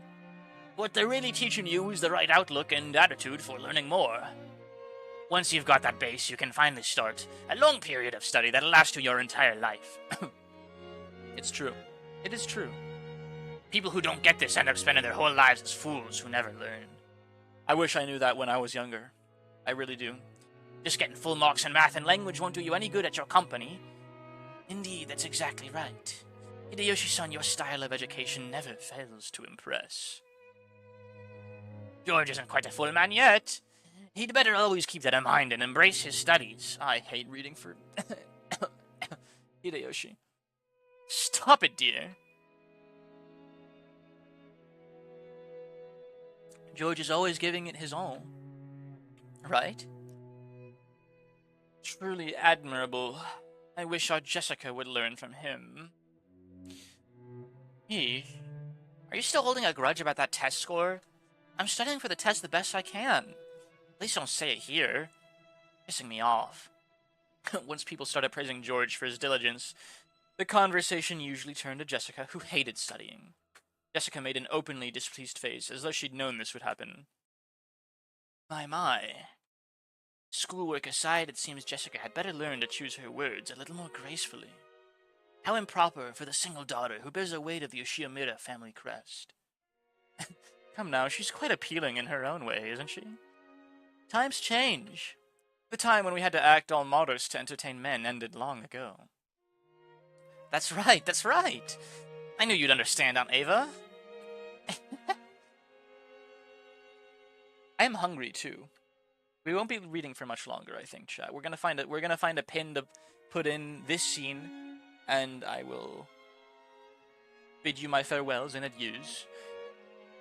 And we'll find someone to raid and hang out with. Hi, Wilson.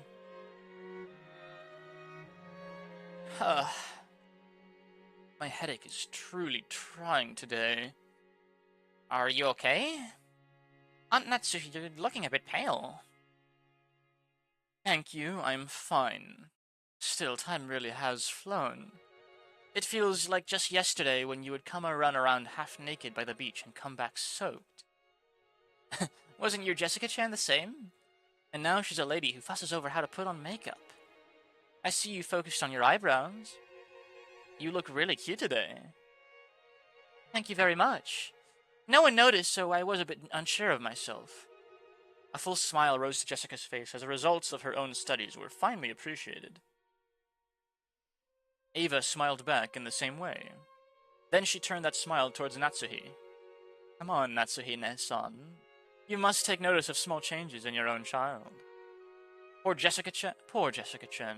You probably wanted your mother to notice first, didn't you? No problem. That person never notices anything. Jessica, I cannot condone you speaking of your mother in such a fashion. Apologize.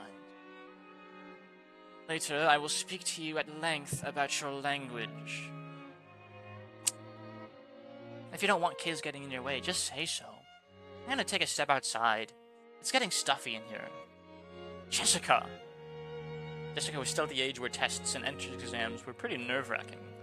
Recently, she'd clashed often with her mother, who was enthusiastic about her education.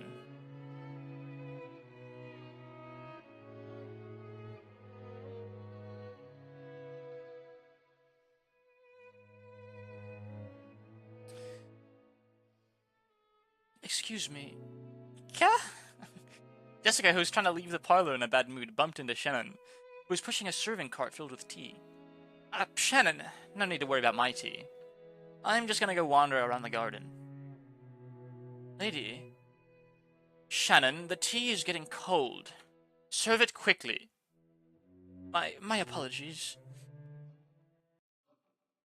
Shannon hadn't actually done anything wrong, but Natsu, who felt like something shameful to herself had been shown, lashed out at her emotionally. This was something that often happened in the Yoshida-Miya family, but it seems Shannon wasn't strong-willed enough to just accept it and move on. She shrank back and cowered while serving the tea. She had the unfortunate habit of making more mistakes when she cowered. Her pitiful appearance ruined the peaceful atmosphere that had existed a moment before. It wasn't really Shannon's fault, but she thought she might be the source and felt the pressure on her chest.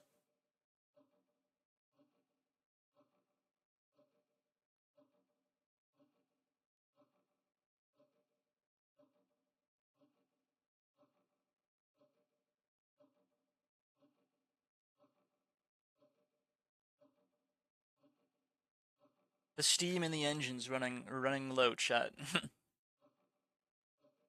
It's been a long day of yapping. Thank you for the hydrate, cuz. Always appreciate it. In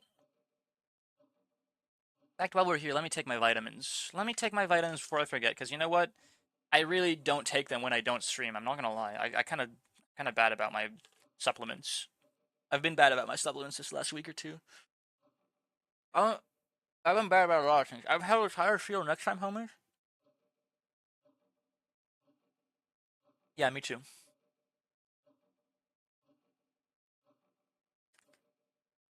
I think we'll pause it here. I know it's kind of in the middle of the scene, but I'm tired too, and I want to eat, and I don't want to take a long break and then go back to streaming when I kind of plan on ending it soon anyways.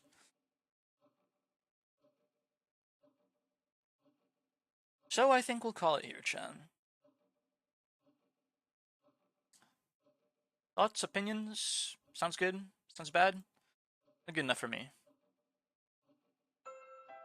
Those pills. Stuck in my throat.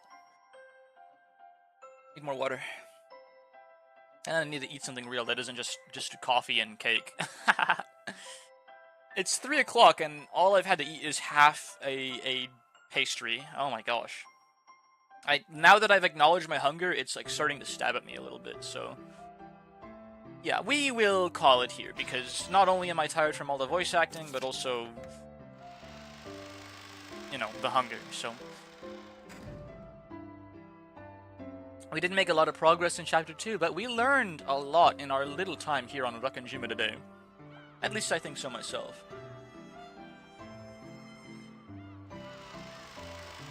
Close the door on Rakanjima for now. Hi. Excuse me.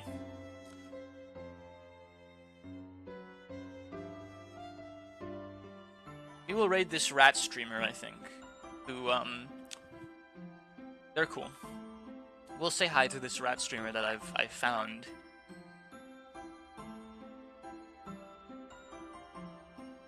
They're playing some retro game, which is Peak Wave Race. Oh my gosh, I had that on my freaking GameCube, I think.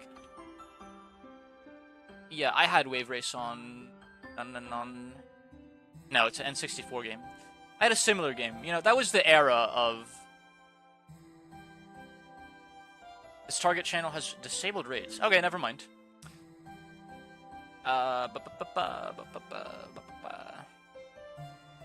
Well, no one else is live. You know what? Let's raid someone new. I mean, some people are live, but it's fun to raid some new people. Oh, we have a Chuba. What the fuck? This is my liked videos playlist. This isn't my music playlist. Lamel. Yeah. I'm so happy, cause today I found my friends. Will my VOD get muted by playing Nirvana in the Super Mario 64 sound font? We'll find out soon. Cause today I found my friends. They're in my head. I'm so happy.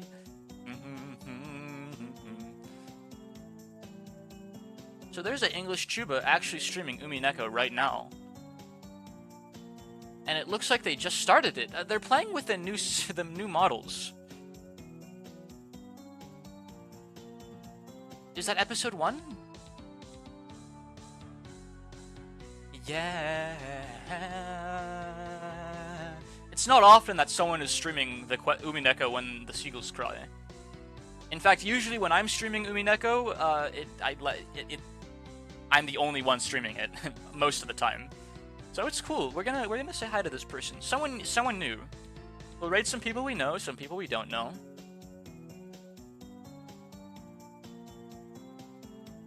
They're in my head. Oh my gosh. Oh, a lot of people shuffled in like as I'm calling it for the day. Well, welcome in, guys. We're calling it. I am hungry. I am tired. But we had an eventful, fruitful day. And to anyone who's still here, anyone who even just joined, and everything in between, who's been here since the start of the stream, who just joined, who's been here for an hour, each and every single one of you, I am very highly thankful of your presence here in my stream. I'm thankful for you lurking. It means the world to me. I'm thankful for you chatting, of course. It's more tangible than a lurk, but it's just as valuable to me. You guys really make my day so much brighter.